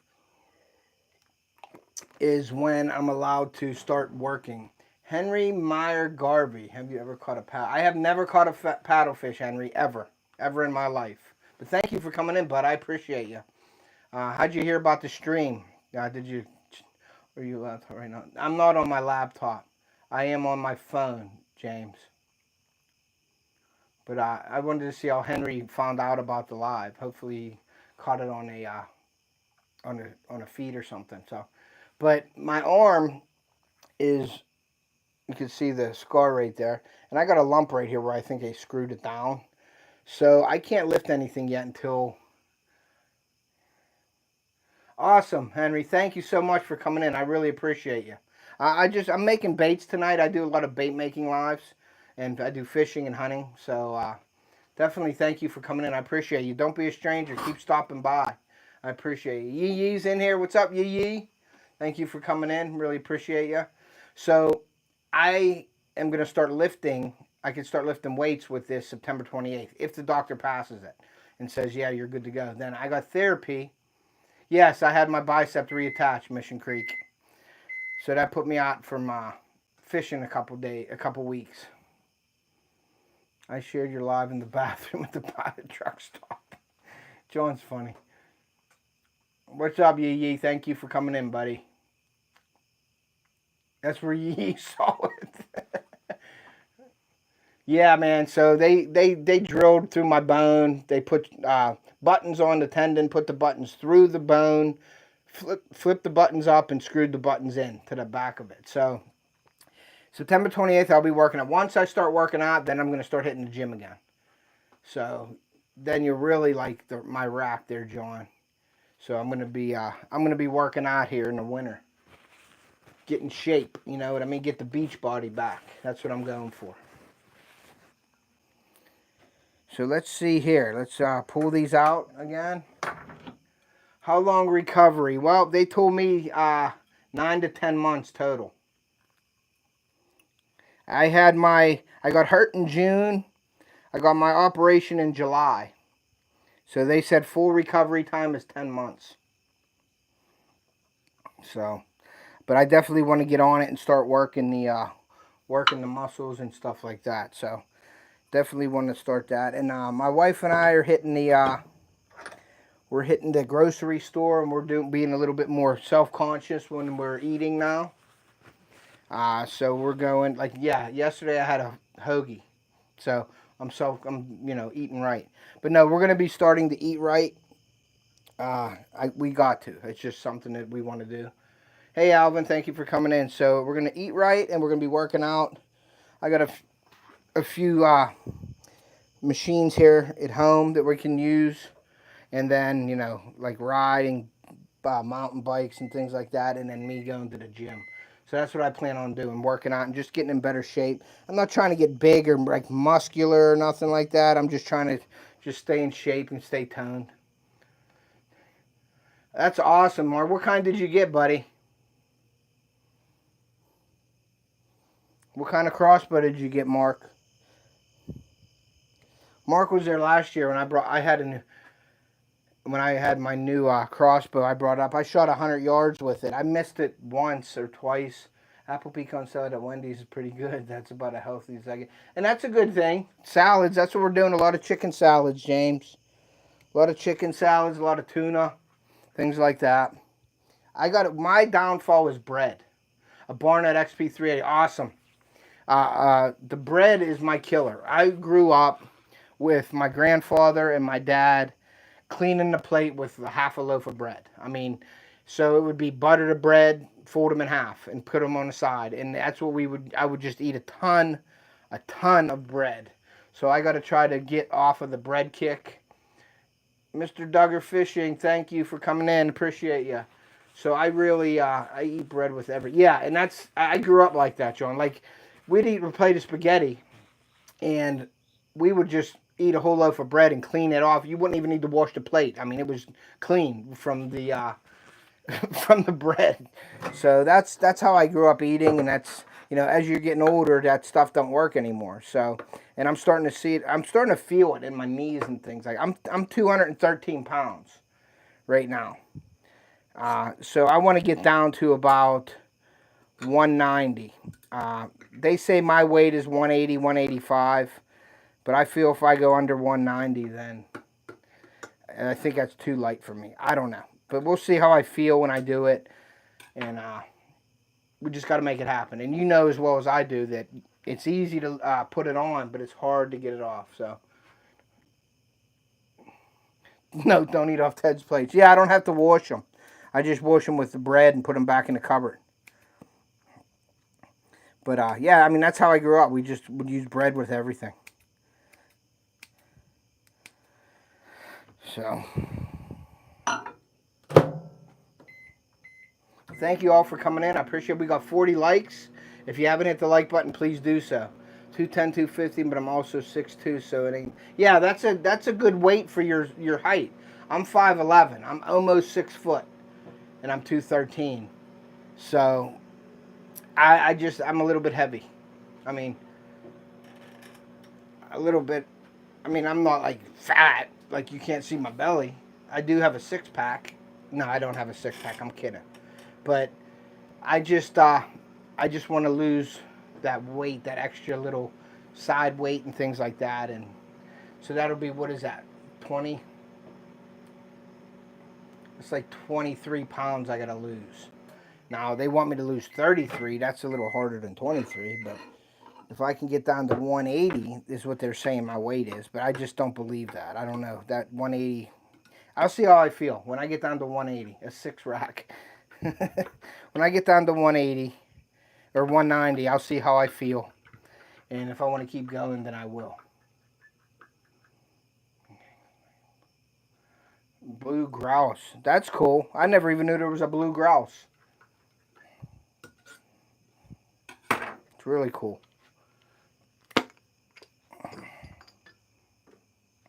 Alright, so I'll show you guys this shooting. I'm going to shoot this again. I'm going to put it in for another 30 seconds though. I got a little Debbie kick this summer and put a little weight on. Get a John boat and paddle. Trust me, I sweat about 10 pounds. Yeah, and that's a good thing. Grouse is great eating. Yeah, I mean, I'm active though. I mean, I'm active. We walk miles in Ohio when we're hunting. I mean, I'm always hiking in the woods and walking, but I do got to bring my heart rate up a little more. And probably paddling a boat would be a good way to do it.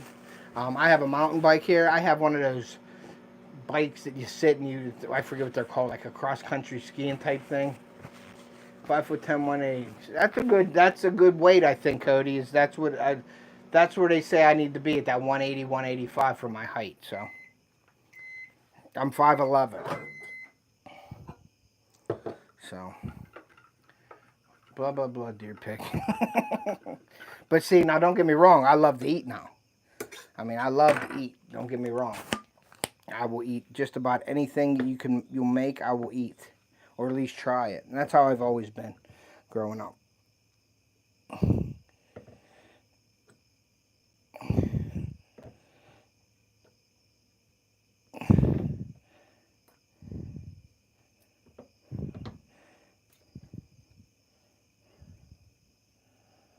fill these up. Wow, does that get hot? And let it rip. One thing good about these baits too, though, is they don't use a lot of plastic. So I call them different animals every time. It makes me laugh. Yeah. I am a calorie burning machine. I burn 3,000 calories a day. Yeah, my metabolism slowed down the last 2 or 3 years. So, hook set you small water. Awesome, Fish Flex. Thank you for doing that. Small water is a great channel. He's a calorie consuming machine. I'm old. My body says ouch to exercise. Yeah, I get that too. But I, getting hurt and things like that slowed me down a little bit this year, and I put some weight on. I put like too much weight on, so. But we ate good. You can tell in my videos for our vacations. We don't mess around. We eat. So, but yeah, I'm gonna try to lose some weight this year. And I know I'll lose weight during hunting season because I'm always packing in and we're always walking pretty good distances when we're hunting down Ohio with the lease and everything. And my buddy walks in probably 2 miles to go hunting. So quitting smoking puts a few pounds on. Worth it though, I think. Yeah, I never smoked. Never smoked. Fighting weight now. Fighting to stay. Yeah, it is a little bit late for you, John, isn't it? You said you're going out tomorrow then, John. You haven't been fishing, so you're going out tomorrow? You're going to D-Land tomorrow? I think that's what he said. He's going out. And Lindy is doing her thing, and John was doing his thing, and the weather was pretty bad. I am 6'5", 200, but I'm big bone, so most of my weight. All right, Henry, that's funny. Big boned. Yes, in the morning. Cool. Send me pictures, buddy. Send me pictures. You know I love the pictures. I like posting John's pictures on my community tab. Because you get all kinds of crazy comments. I like putting his thing up. I just have a gland problem. Yeah. I like putting his pictures up, and I like asking people what they think the weight is. And it's kind of funny watching, and it's kind of funny it's the comments people make too, John. So that's one of the reasons why. That's one of the main reasons why I like posting him. And of course, I like his videos and his channel, so I try to help him out and share him out. So, James, I do got to make a video for you, buddy. So I got to make a video and send it to you for one of your openings in your videos. I really want to be a part of that. So I'm gonna try to make a video and send it like an intro, and send it to you so you can put me in your video. I really like that. I think that's a cool idea.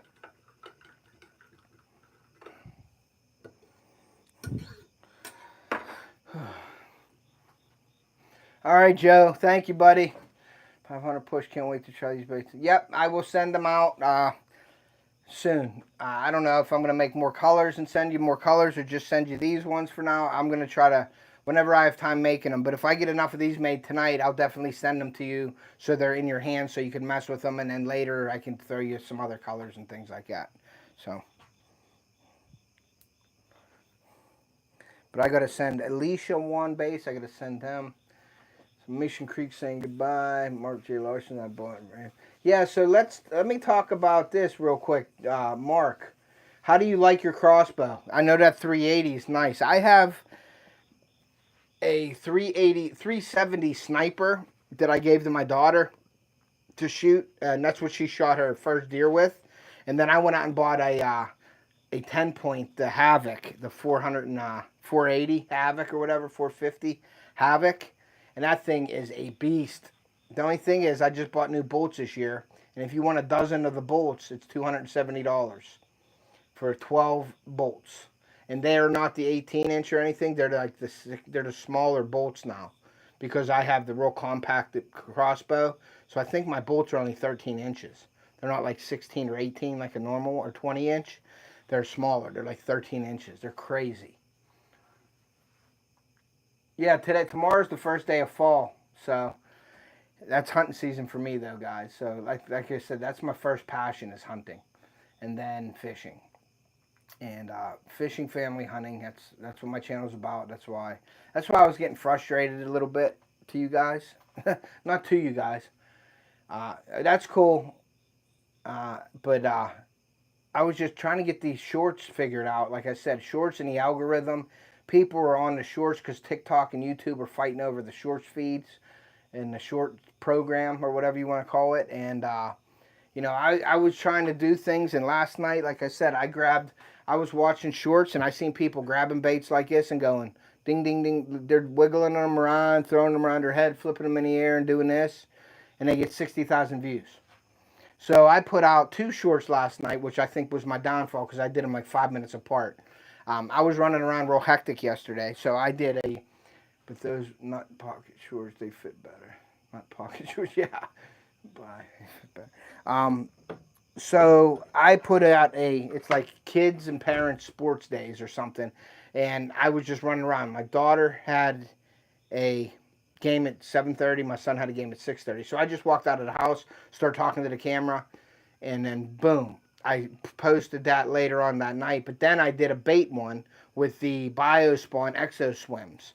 I didn't say nothing in it. I just showed the bait, turned it around, showed how flexible it was, and that was it. 16 seconds, and I put it out right when I put the other one out. So I did 2 back to back, and I read that that's no good. Well, then I got an email from YouTube, and they're saying you can get paid for your shorts now, and that's going to happen in January. So guys, I don't know if you want to jump on the shorts bandwagon or not, but they're saying that they're going to start paying you for shorts. Now on my phone, when I do shorts, I can do a short real easy on my phone, but the music, when I put music to my short, YouTube says it's a third-party music, and I lose monetization for that. So yeah, he's got a rave. No good. 1,800. Dang. No, it got 1,800. Dang. So, I don't know. No more room on that wagon. Yeah, and you're right about that, James, because everything in the feeds are shorts right now. Yeah, I don't know how to do shorts on a PC or whatever, but I don't know how I can do the same exact thing as somebody. And you know what? I really didn't do the same thing. I didn't put music in it. And I was just hoping that maybe it would go, and boom, it would go and you can get money for it. Well, they're not giving you money right now. As of January, they're starting to pay you. Now, I don't know if that's $1 for 1,000,000 views or what. Yes, I did watch it, Mark. I watched it right before my live, actually. I watched it right before the live. Right before I went live, I watched it. I didn't comment on it yet. I got to go back and comment. But yeah, that was a good video. Another good video was Johnny Smallpepper did a video today, a live, and he had some information in there, some really good information too. So, but I just can't get it. I don't get it. I was getting frustrated, but then I got like sort of talked to. I sort of got talked to, and just have fun with it and do what you can. Yeah, you're right. I mean, he just does lives. I'm just putting out videos because they are hit or miss. And I've been putting out a lot of videos, a ton of videos, but they're like my family vacation videos don't do real well anyway. Like last year and the year before, whatever, they get views from like the community and things, but they don't get pushed out there to get that 1,000 views. I get 200-300 views at the most on them. So I was getting frustrated because I'm looking at like, yeah, I'm an outdoor channel. I'm doing family things and everything. So I always second guess. Thanks, Henry. I appreciate you, buddy. I really do appreciate that. That helps out a lot, knowing that people are still hook setting people and everything. So, but I got.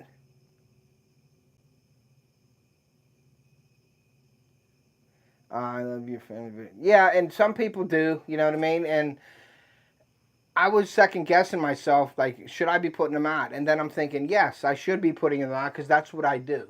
And if I don't do that, I'm going to want to do it and I won't be happy. So I'm just doing what I do. And I'm just putting in putting my videos out the way they are. Now, I am sort of strategizing a little bit, and I'm not putting, I did put out one hunting content video this year already, and it was how to make a mock scrape, and it did terrible. I got 113 views, and I thought that was a great video, and it didn't do well. And I think because I was putting out my family videos, my fishing videos, and hunting video, I put that in there, and I don't think it got pushed out from YouTube. So I'm waiting till the end of September when I get all of my family vacation stuff and my fishing stuff done.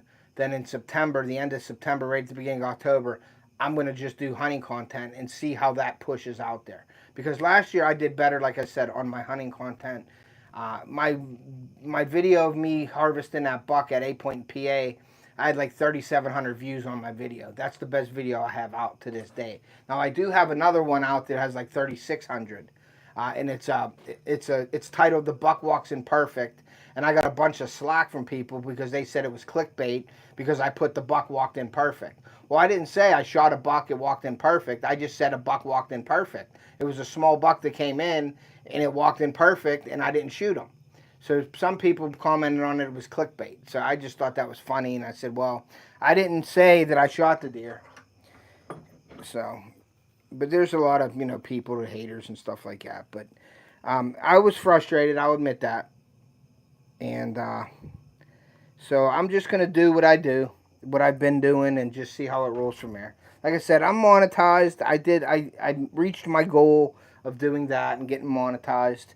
So I'm just going to go with it. And I'm not worried about the money. I'm more worried about the, I guess, yeah, and clickbait does seem to be the key.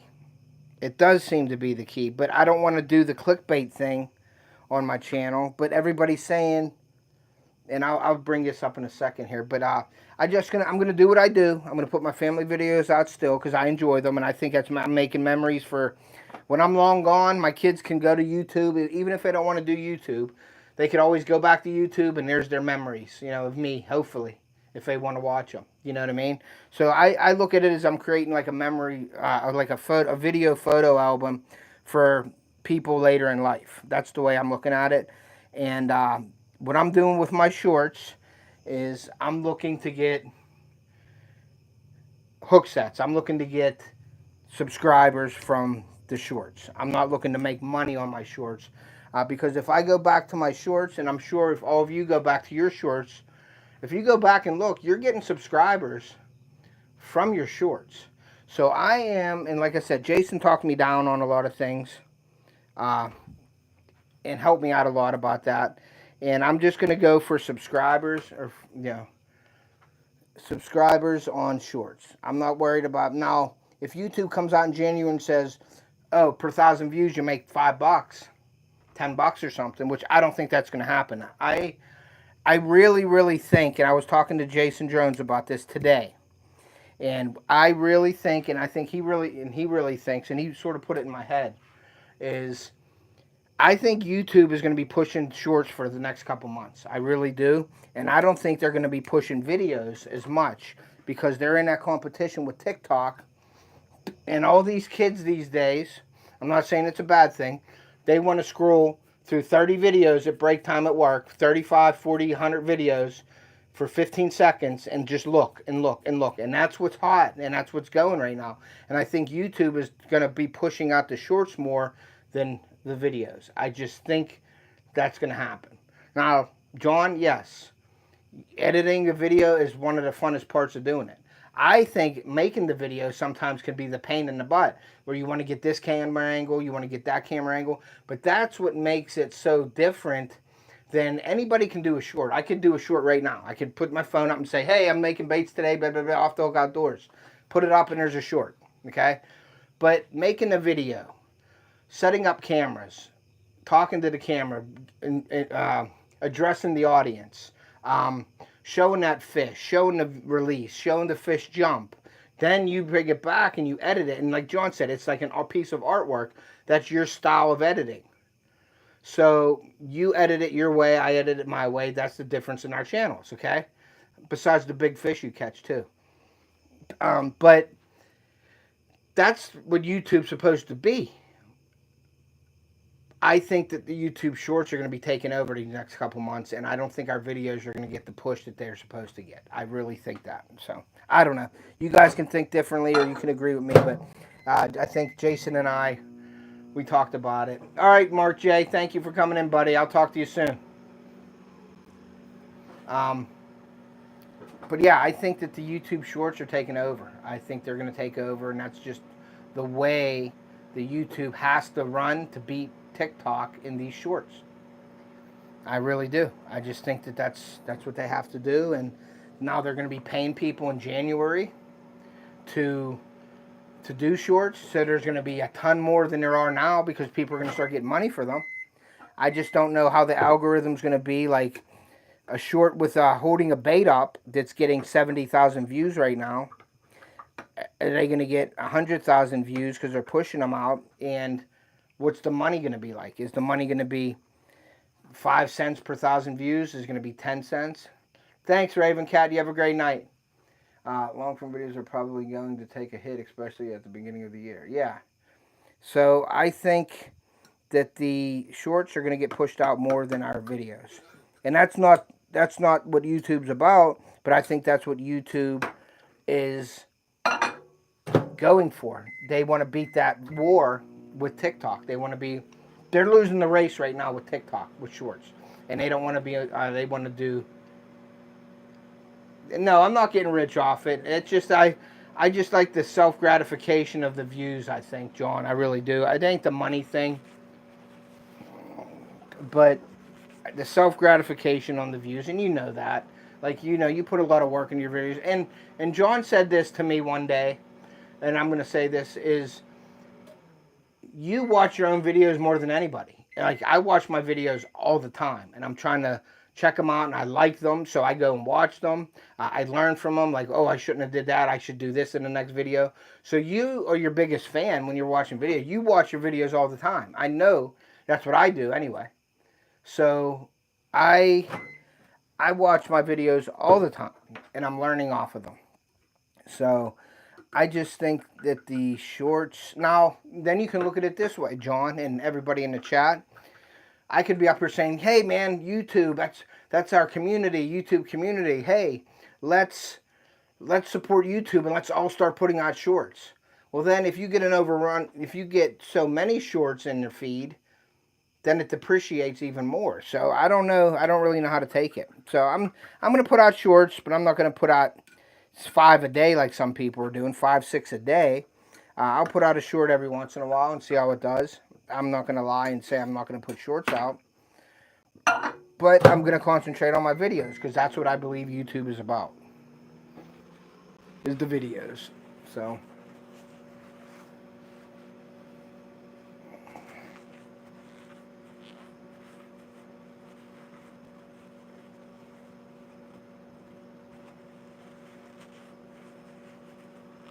yeah, exactly. And you get the women in there, the clickbait. You get the women in there. But I'm not, like I said, John, or James, I don't need that. I don't really care about that. It's just, I guess what I'm saying is it's hard for me. I hate not figuring out YouTube. I get frustrated not being able to figure it out. So that's what I'm saying. I can't figure it out. So I try. Yeah, Big Bass won't do it, but the Big Arse will. You're right about that, John. You are right about that.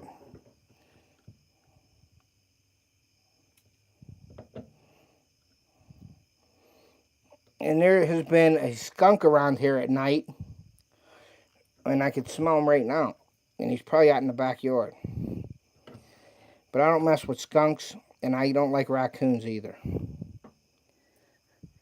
And there's been a skunk around when I come home at night from work.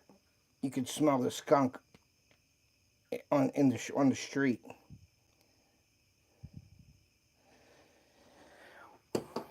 And the other day, I'm a big arse, hasn't helped me at all. The other day, I was backing into my driveway, and there's a lady across the street that feeds the turkey, and there's ends up being deer there, and there was baby, fawns there this year eating the corn in their yard.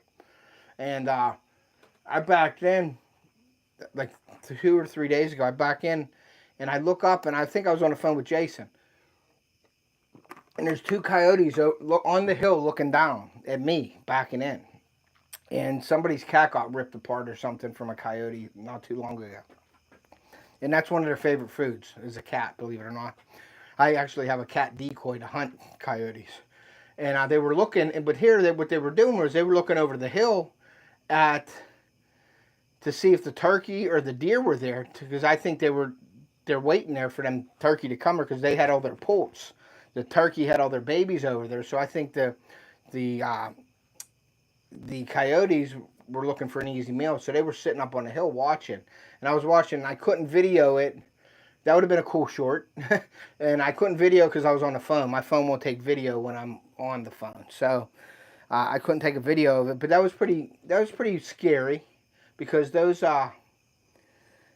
coyotes are pretty wicked. And you have little kids out or something. See you, John. Or like, you let your dog outside, and see you, John. Have a great night, buddy. Good luck tomorrow. Send me some pictures if you get anything big. And so if you let your dog out in the yard and there's 2 or 3 coyotes, man, look out, because good luck for the dog, you know what I mean? And so I told my wife, I'm like, when you go outside, man, you turn that light on and make sure, you walk out and scare whatever's there, because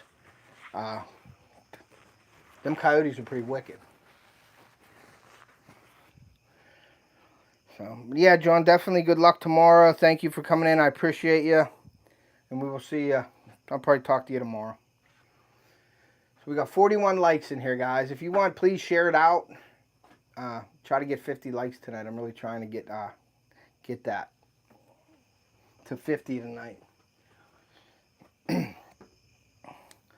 So, but yeah, the shorts are just, they boggle my mind. The shorts, and then I can understand the me with my channel. I think I can understand this. All right, Mission Creek is, like, I have my channel's going 10 different ways, I guess, is what I'm saying. I'm not just fishing. I'm not just hunting. I'm not just camping. I'm doing family stuff. I'm doing water parks and family vacations. I'm doing cooking videos, because, like, now there is something right there with the cooking videos. Like, I'm going to just keep the cooking videos to the outdoors style cooking. I'm not going to cook like the one time I made like a boil in the house. Well, that's still outdoorsy because it's a backyard boil. But, like, I'm not going to make spaghetti and meatballs in the house for dinner and video it and put it on my channel. I'm going to try to keep the cooking and stuff like that sort of outdoors related. But I think my channel is going in 10 different ways, and YouTube isn't pushing it one way. It's pushing it this way when it should be pushing it that way, if you get what I mean. Because for me, hearing people, they're like, yeah, you want to use the same hashtags all the time, the same this, the same that. Well, my hunting videos don't get fishing hashtags. My family videos don't get hunting hashtags. My vacations don't get fishing hashtags. It's just, now if I'm fishing in the video, family vacation, yes. But they don't get hunting hashtags. So I'm always changing different things in my videos. And I don't know if the algorithm sees that as something bad, where it's putting me in the pile of maybe the okay or the crappy stuff instead of me being pushed into the bigger pile of better stuff. I don't know how that works. So, and that's the frustration that I have, is trying to figure that out. So that's where I'm at with that.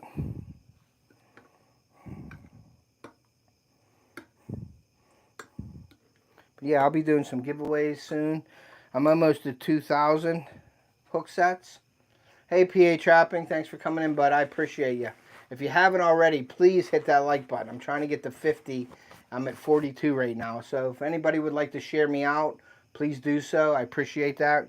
Cody, you ready for hunting or what, buddy? I'm ready to hunt. Tomorrow I'm going to my stand here down the street. I have permission to hunt some private land. I have a stand up already, but I have some stuff I got to clear out.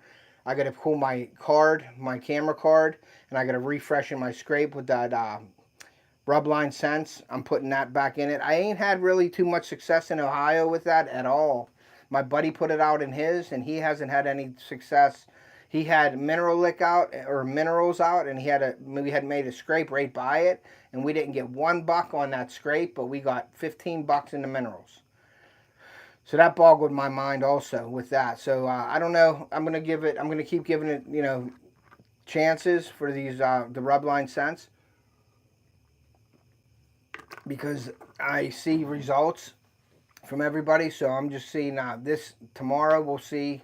I put my scrape dripper up last week with the fresh scrape in it, and I poured some in and I'm refreshing my scrape up. So I changed the chip. So tomorrow I'm going to do that and organize my stand and get it ready to roll.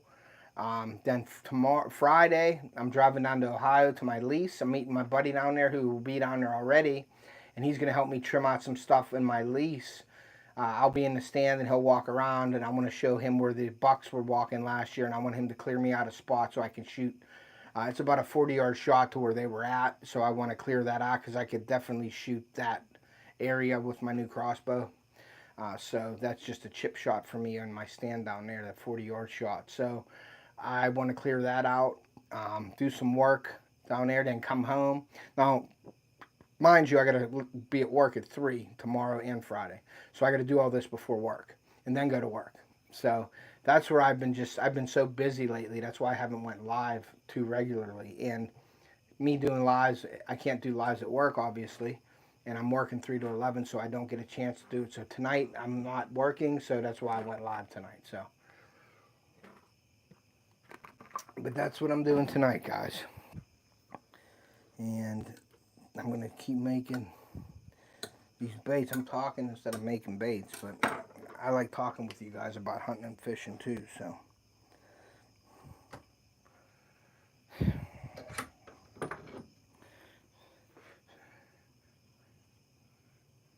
Yeah, my hunting season, PA, actually started in Allegheny County last Saturday, and I'm not ready for it yet. But around here, I usually, after my birthday, like I said, September 30th is my birthday, and that's when I usually really get into the, hey, Randy. Okay, I will. I'll check it. I'm on my phone right now, so I'll check it when I'm done. So I get into it right at October, the beginning of October. And the last 2 years here in PA, I've shot a deer October 24th and October 25th. And right around that Halloween week is a good week in PA here for me. And then down Ohio, I'm going to be hunting there a little earlier this year in October, but the dates down Ohio is usually around that November 9th. On our lease, the deer start moving into there. Now, my buddy made a food plot on our lease, and it didn't do real well. So I had dumped some minerals down there with my camera, and I made a scrape with the rubline scents. So I'm trying to get down there to check my camera Friday and get it ready. And then I'll be ready to hunt Ohio, and I'll be ready to hunt here. Now I have multiple spots in Ohio. I have our lease, and then I have some public land that I hunt also. So I have options. It's just a matter of when I can get down to do it. And then I also have my camp down in Uniontown. We have 100 acres that I'm going down there Saturday to finish my one food plot. I planted my dad's food plot last week. Shannon got you a sticker made. That's awesome. I want one, Randy. So I'm going down camp Saturday to finish a food plot, and that's another video that I have coming out also, is a food plot video. I did my dad's stand. I was worried about my dad's spot. So I went up, I plowed it 3 times last week. I worked from 7 in the morning to 7 at night. I didn't eat anything all day. I just drank water and energy drinks. My dad was getting mad at me because I wasn't coming down to eat, but I wanted to get it done. I said, I need to get this done. So I plowed his area. I cut one of our main food plots. It was as high as my chest. And I cut all that down with the goldenrod, and I plowed that one time. So this weekend we're going to plow it again, lime it, and then plant it. And that'll be it for the year. That thing, because it's too late. We don't want to go into it anymore. But I wanted to get my dad's in last week. And Sunday I plowed it 3 times. I planted dwarf Essex rape. I planted purple top turnips, daikon radishes, and then I threw in some winter wheat. Yeah, the heat and no rain. Yeah, that's the problem with that. Well, I planted mine on Sunday. And then Monday, it rained all day. So that was really good. So I'm excited to go down there and see how it, if anything's popping today.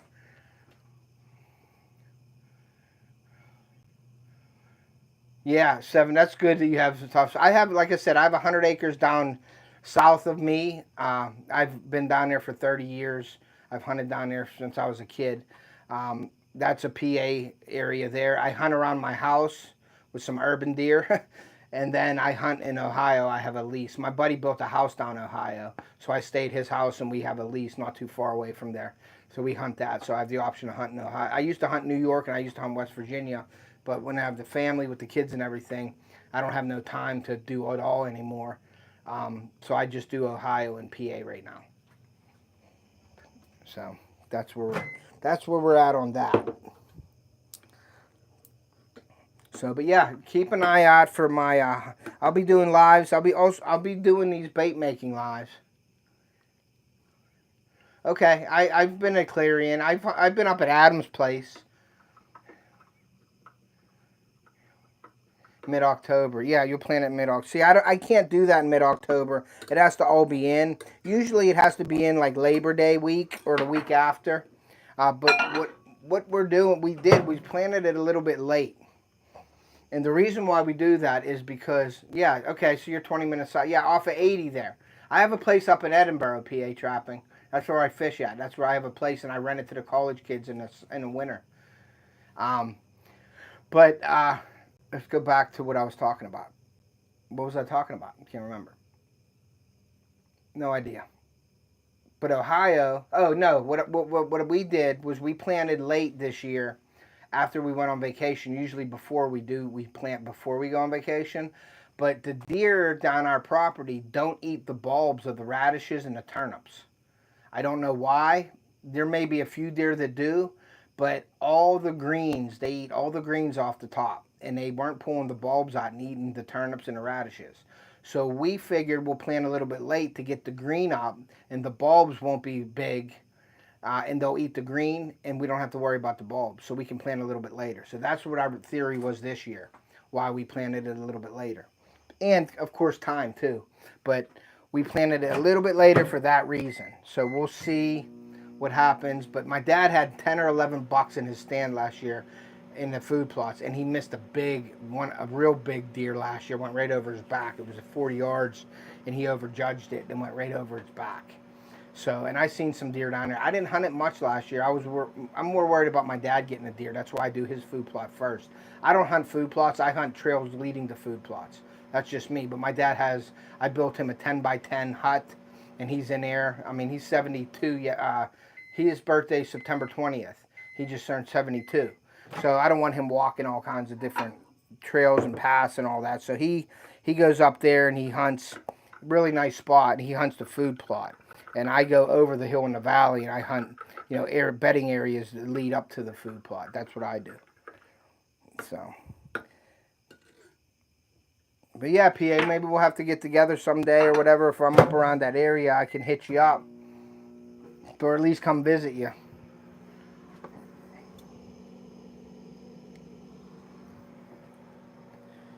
But yeah, I'll be doing some lives, some hunting lives, some content, just talking about deer movement, deer behaviors, things like that, talking about hunting videos and things like that. I'll be doing some hunting giveaways this year that are based on hunting. It won't be fishing gear, it'll be hunting gear. So I did that last year, and I enjoyed doing that for you guys, so I'll be doing that again this year. If shipping wasn't so dang expensive, I used to have parties here with all my buddies, and I would get all kinds of prizes. My buddy used to work at Dick's Sporting Goods, and I would get all kinds of prizes throughout the year. And I would have a door prize. If you come to the party, you get a ticket and you would win a tree stand. And then we did like a Chinese auction, and we had 30. It started out with 15 people and ended up being like 50, and I couldn't handle it anymore at my house. So, and then I had kids and everything, and I stopped doing it. But I would love to give away tree stands and stuff, but shipping costs and everything, to ship a tree stand to a winner would be expensive. So I got to try to keep the prizes smaller this year. So we'll see what I can come up with prizes this year. and offer, scent free kits and things like that. I'd like to get some more expensive prizes, but we'll see what happens. 46 likes, man. I got to get 50 likes here tonight, guys. Try to get 50.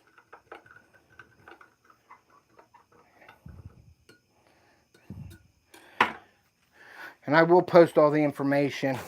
I didn't post it in my description today because of I didn't have time. So I'll put everything in the description after a post today. So if you guys are interested in anything. But if you guys were interested in any baits, you can email me. We can talk about the baits and things. But I understand that the baits aren't a hot commodity right now. In certain areas they are, but not around here. It's all about the hunting instead of fishing right now. So, but I just wanted to offer and show you guys this, this bait that I'm making, because it'll be used for ice fishing too.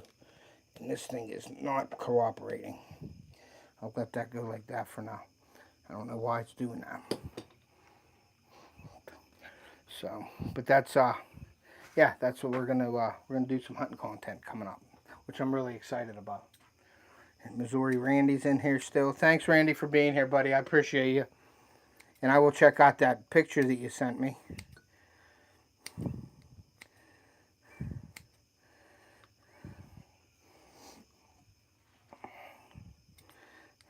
Hey, Steve, what did you say you were doing tomorrow, buddy? You were going hunting tomorrow for elk? Is that what you said? And if you are going hunting, you're going to video it.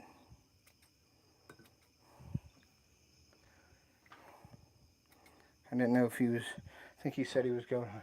Yep, elk. Oh, that's awesome, man. I never went elk hunting. I always wanted to do it.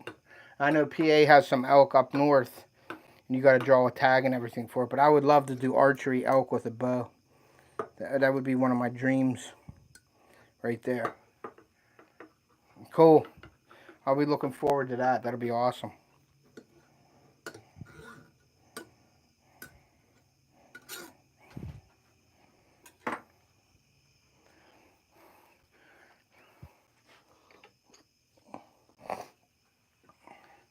So yeah, thank you guys for coming in tonight. I really appreciate that. And like I said, I haven't went live in a while, so I appreciate all the support.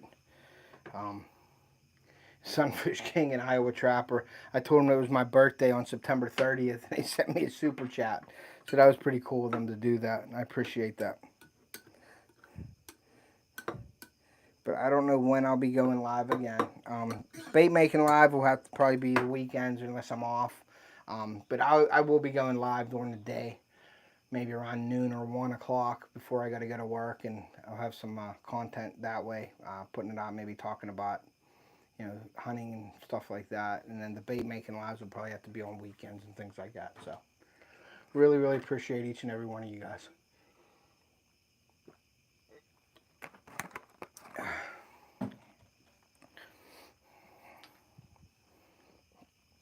If I turn this fan on, can you guys hear it? Can you guys hear that fan?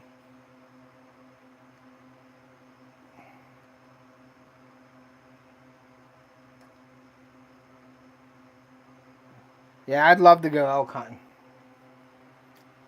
Okay, you can't hear the fan barely. Okay, cool. Yeah, I just wanted to make sure because I turned it on to get some airflow in the bait lab here. But yeah, like I said, I'm excited because I'm making the new baits, Dad. I'm making these little panfish baits, these little 2-inch.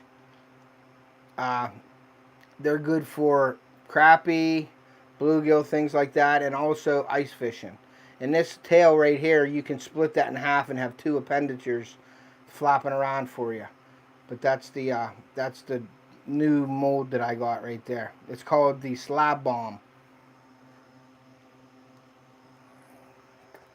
So we were talking about hunting. Dad, thanks for coming in. Hit the like button if you haven't already, Dad. Because I'm looking for 50 likes here tonight. Nice. So, but yeah, it's the only time I can do it live is when I'm off or something like that. So, but yep, stay tuned for the hunting content. Coming out soon. Very soon. and I'm excited about it. This is still hot. I'm going to let that cool down.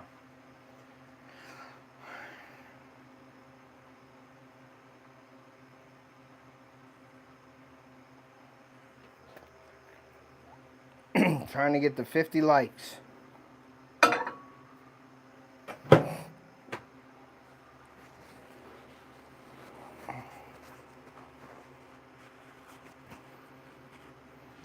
Yeah, so I got to get out, shoot my crossbow, make sure it's sighted in. It has some special scope on it.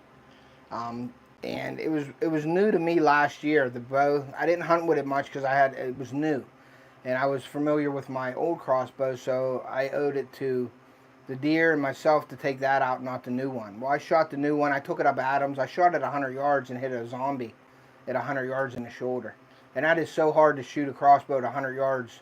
You move an eighth of an inch and it moves 2 foot at 100 yards. It's really tough. So I recommend if you're shooting at distance to have a bog pod or something like a bog pod. My buddy has one down in Ohio. He uses on his tree stand. But so I got to shoot that. But that scope that I was talking about, what you do is you sight it in at 20 yards, and you get it sighted in. Then you move back to 50, and you shoot it. And you shouldn't be, hey Dan, how are you, buddy? Thank you for coming in, man. I appreciate you. If you haven't hit that like button, please do. I'm looking for 50 likes. And so when you move back to 50, all you guys that just came in, if you haven't picked up Mission Creek Pursuit, please do so. I was trying to get him to a couple hook sets tonight. So if you guys, we're welcoming him into the community. He's new here. So definitely go over to his channel and give him a hook set and check his content out. But the scope is you shoot it at 20 yards and then you move back to 50 and you shoot it. And if you're up high or low at 50, which I was high a little bit, you don't click the crosshairs. You click the speed. There's a speed adjustment on the scope. So you lower it or you raise it. So what I had to do is I had to raise the speed up, and that's okay, Dan. Thank you for stopping in. I appreciate you. And so what they did at the Ultimate Archery, which is a great archery place they're not by my house, but they're local. They're close. That's where I go to. Tim and Jason are awesome guys. They're very professional. They know what they're doing. They don't sell you anything. They'll sell you what you need. They're not in there to make. They're there to make the money, but they're not there. They're not going to sell you something that is goofy. You're welcome, Mission Creek. Thank you for coming in tonight. I appreciate it. Yeah, definitely be a regular. I appreciate you. And so I bought the Havoc 470 or whatever, and they explained all this stuff. And when I shot it, it was almost on already at 20 yards, so I just had to do a little bit of adjustment. Yeah, yes, the same thing. And so then I moved back to 50, and I adjusted it, and I was dead on. And then you're supposed to move back to 20, and you should be dead on. If you're dead on, then you're good to 20 to 100 without doing anything else. So I took it up to Adams, and I was pretty much on at 100. I was hitting a target at 100 yards is pretty good, offhand. So this year I had to get new bolts because I lost 2 bolts up Adams. I shot it over the target. Well, those bolts are 13 inches or something. They're not the 18 or 20 inch like a regular crossbow bolt. So, and they're beefed up. They're heavier. And I can only use a mechanical that doesn't have any blades on it because it will plane. They said that you won't get no accuracy with a crossbow shooting that fast. You don't want to use a fixed blade. You want to use a mechanical. So I use the Rage Trocar, the slip cams. I don't use the collars anymore. So I use the slip cam Trocar. So I needed arrows. So I went and I said, hey, I want a dozen of arrows. I want 6 lighted nocks. And he makes them for you right there. He makes the lighted nocks for you. He puts them in and does everything.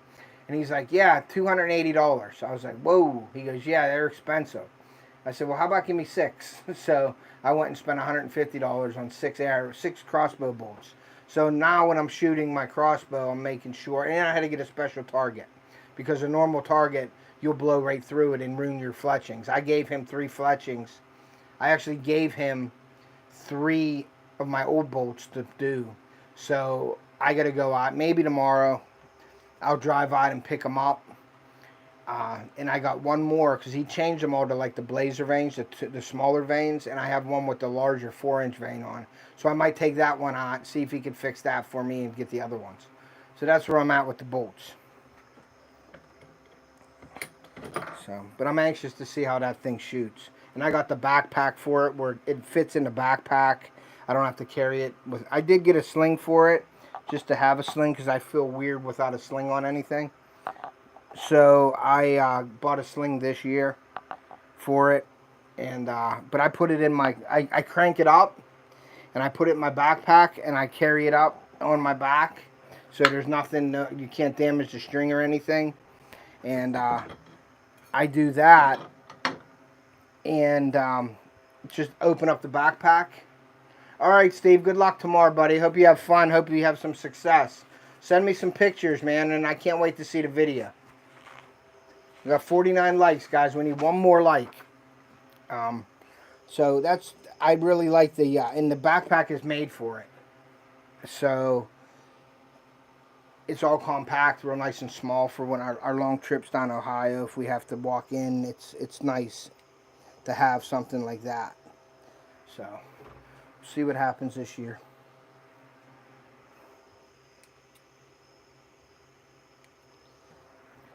And these little ones, they take a long time to make, I'll tell you that.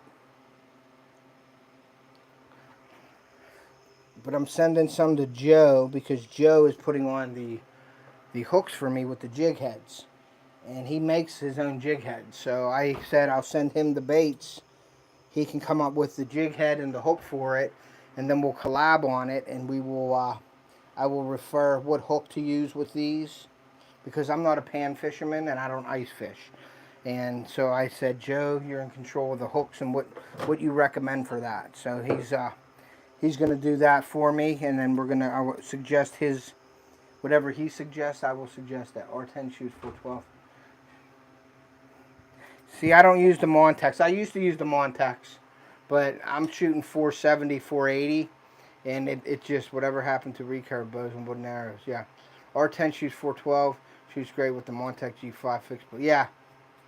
Yeah, so a lot of people do prefer the G. I started out when I used to work at Gander Mountain and things. I knew the owner of G5 Outdoors when they were very, very little, and I knew the son and the father, and I would get Montex and everything. And I didn't know if you knew this, but if you bend that Montex, you can send it back and they'll give you a new one. And so I used them. I used their mechanical blades and everything, and then I went to a Rage. And I never turned back. Interlocks are good ones too, but I never used them. They're ranked pretty high in the list of things to use. You know, like broadheads to use.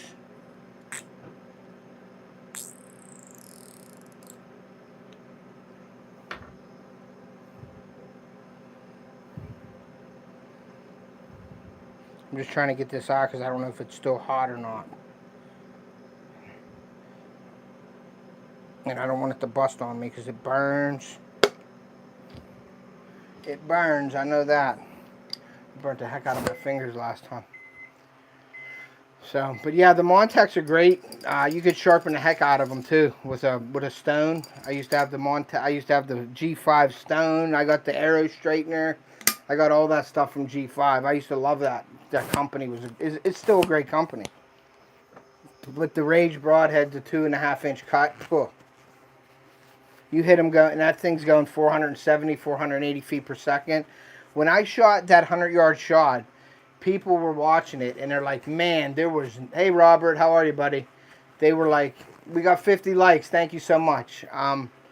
They were like, there was no arc in the arrow, in the bolt, when I shot it 100 yards. I couldn't see it. I just shot it. I couldn't really tell the flight path, and everybody said that was amazing that it stayed so straight and true for 100 yards. So I was happy about that.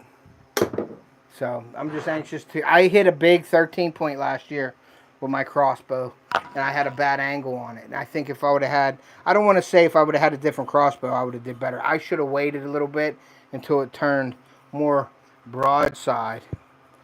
And I didn't wait. I guess I was nervous, buck fever.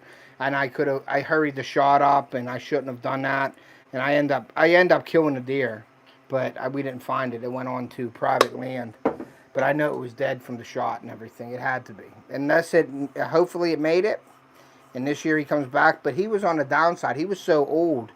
My buddy Bob was hunting him for like 2 years before that, and the year that the year before I shot him, he was a monster. Yeah, Thunderheads were awesome back in the day. And he was an awesome looking buck. He was a 170 class buck when my buddy was hunting him. And when we seen him last year, he lost a lot. He was thick, but he lost a lot of his height and everything. He was wide and thick, real dark rack, beautiful deer, heavy, big deer. And but he lost some on his antlers. He was on the downhill slope, so he was a 5.5 or 6.5-year-old deer. And I messed up. That would have been the biggest deer of my life. The biggest deer of my life I seen last year out of my stand. So I'm really excited about this year.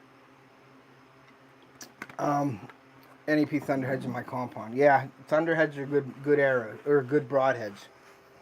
So this year I was in my stand and we got a 9-point, a monster 9. He was 150, maybe 160, 9-point. Really nice. He had double brow tine on his left side.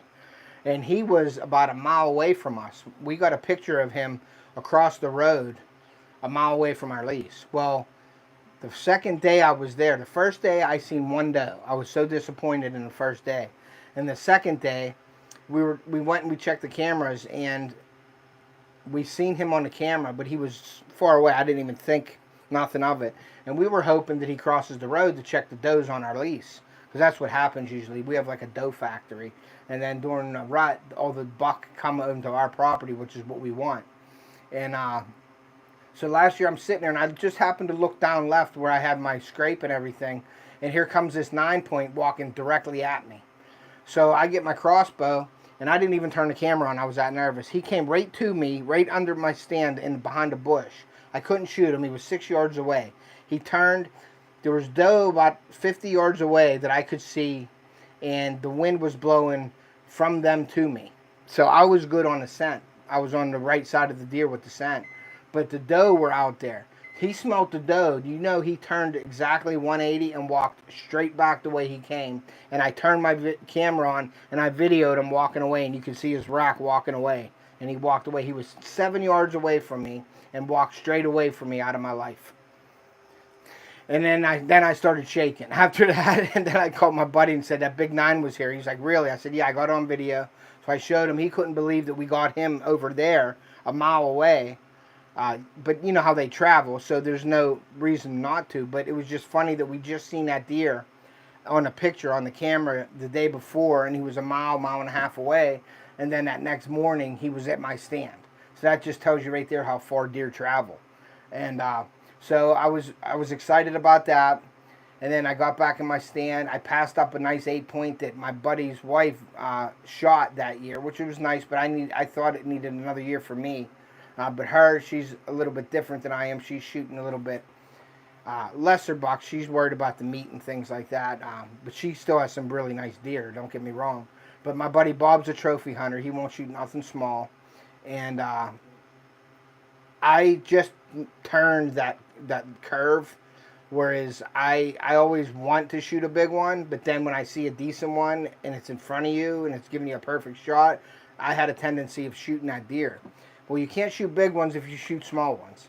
So last year I made that turn and said, I'm not shooting nothing small, I want a big one. And I had the opportunity last year and I messed up. So after that 9-point went,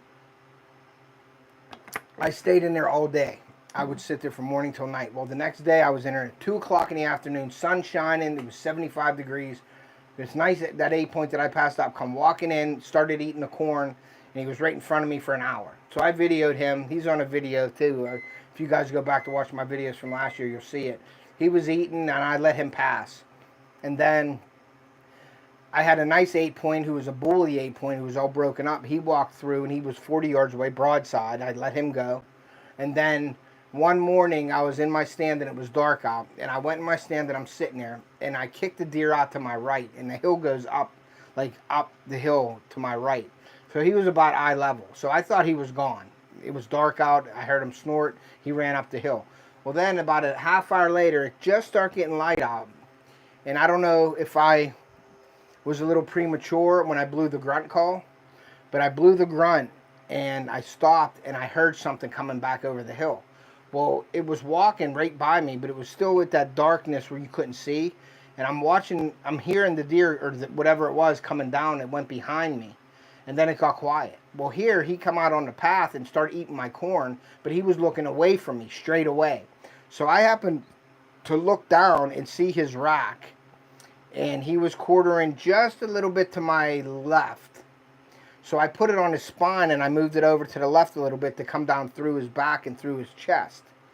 And I shot and I hit where I wanted to hit, but I think I hit his shoulder blade, and it kicked the arrow up and it went in probably to the fletching, but I think it hit the shoulder blade and came out. It didn't hit any vitals. Well, he took off running, and then I started shaking. I called my buddy, and we gave him 2 hours. I got down. I went back to the house. He was still hunting. I got dressed down. I got all my stuff. I looked at the camera because the camera took the pictures when I shot, and here it was that big 13 point. We thought it was an 8 point, but it was the big 13. So I got nervous, and we went back up. And I followed some blood. There was just pin drops, and then it got a little bit better. And then I walked and walked and walked, and then it went into a swamp. And I'm like, if he's dead, he's in that swamp.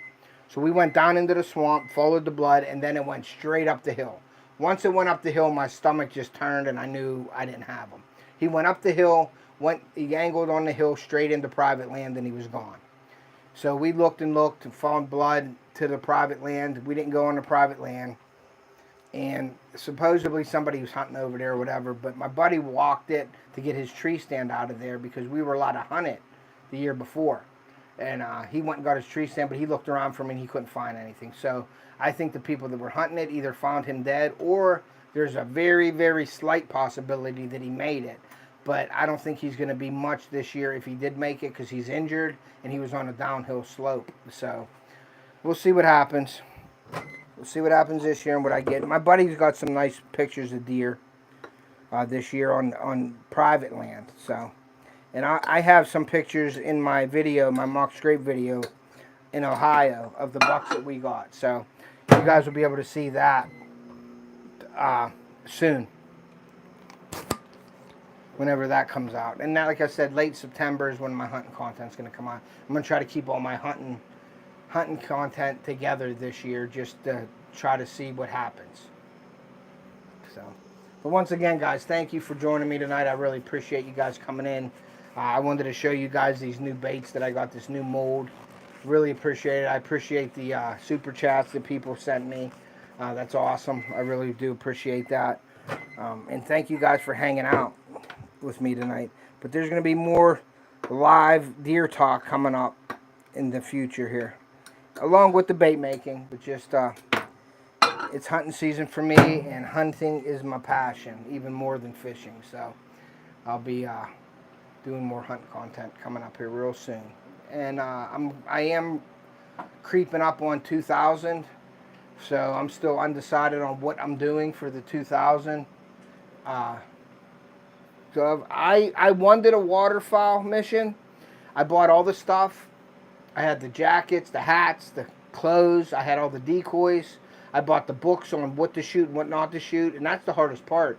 I had a field book on what ducks there were, and a duck flying past you 40 mile an hour, you don't know what kind of duck it is. So I was a little nervous about that, but none of my friends duck hunted. Now, I had a couple people that goose hunt, but I never went goose hunting either. So the only birds I've ever hunted were grouse and pheasants, and I did some squirrel and rabbit hunting. But I really like, and down our camp, we have a ton of doves. And I would really like to get my son or my daughter into the dove hunting, because that is so much fun. You could shoot 3 boxes of shells and not get a bird, but it's just fun doing it. You know what I mean? So I would like to do dove hunting. I don't know about this year or whatever. We'll see. But I would like to get my kids into the dove hunting. And I shot some rabbits last year down at camp, a couple rabbits. So, but I usually just archery hunt. I'll gun hunt if I have to. Yeah, I'm sure the time in the blind, that's probably a fun time just to be out there. I don't gun hunt only if I have to. I love the stick and the bow. I love the crossbow. I was always a bow guy, and when the crossbows came out, I was the one always bitching about, oh, that's cheating with a crossbow. That's stupid. That's stupid. You shouldn't be using a crossbow when I'm using a bow. Got into it. Then I started hunting Ohio, and I started missing opportunities on these big deer when pulling my bow back or something, or missing. And I said, why am I doing that to myself? Why not get a crossbow? And then I ended up getting surgery on my arm, and I had to get a crossbow. So I did that, and then I shot a couple deer with my crossbow. I think the first year I got my crossbow, shot a deer. Shot a couple deer with it.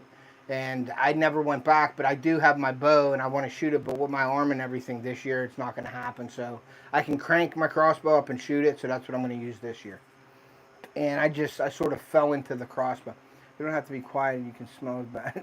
Yeah, you're right about that. That's awesome. Yeah, I would love to do that. The bow fishing seems fun. I seen somebody making a video up on my lake, and they come out with all the lights, and they go carp fishing, bow fishing for carp up there. That would be pretty fun. I wouldn't mind doing that. And I'm making, right now, guys, I sort of am using up the rest of my plastic. So I'm going to show you, I'm making some pig sticks now in the green pumpkin and blue flake. So I'll show you these pig sticks also. I'm just trying to use up the plastic because I made, what is that, 1, 2, 3, 4, 5, 6, 7, 8.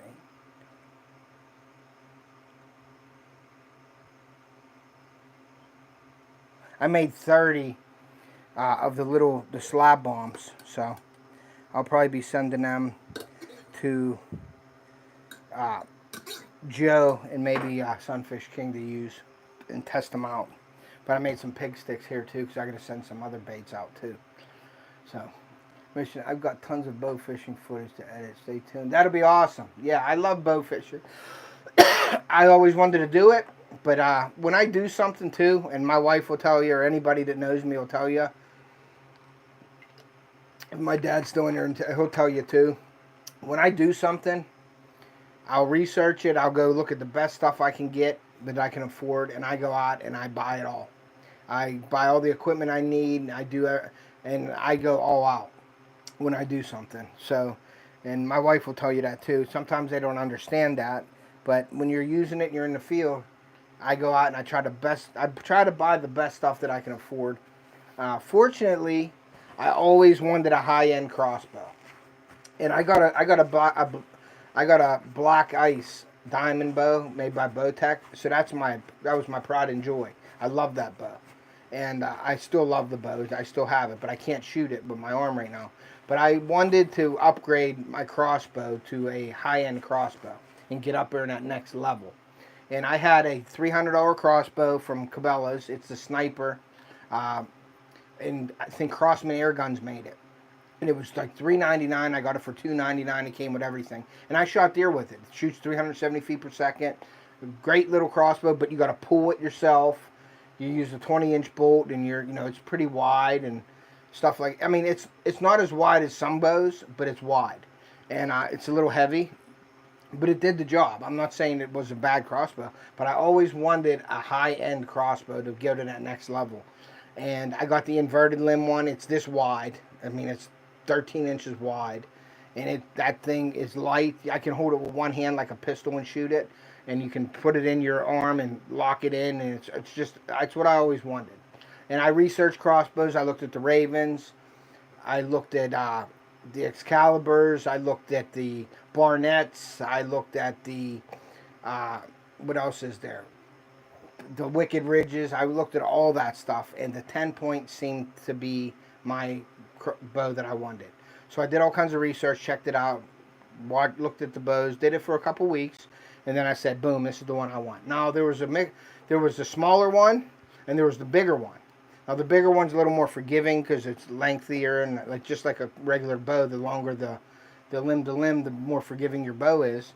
But the crossbow is just always what I wanted.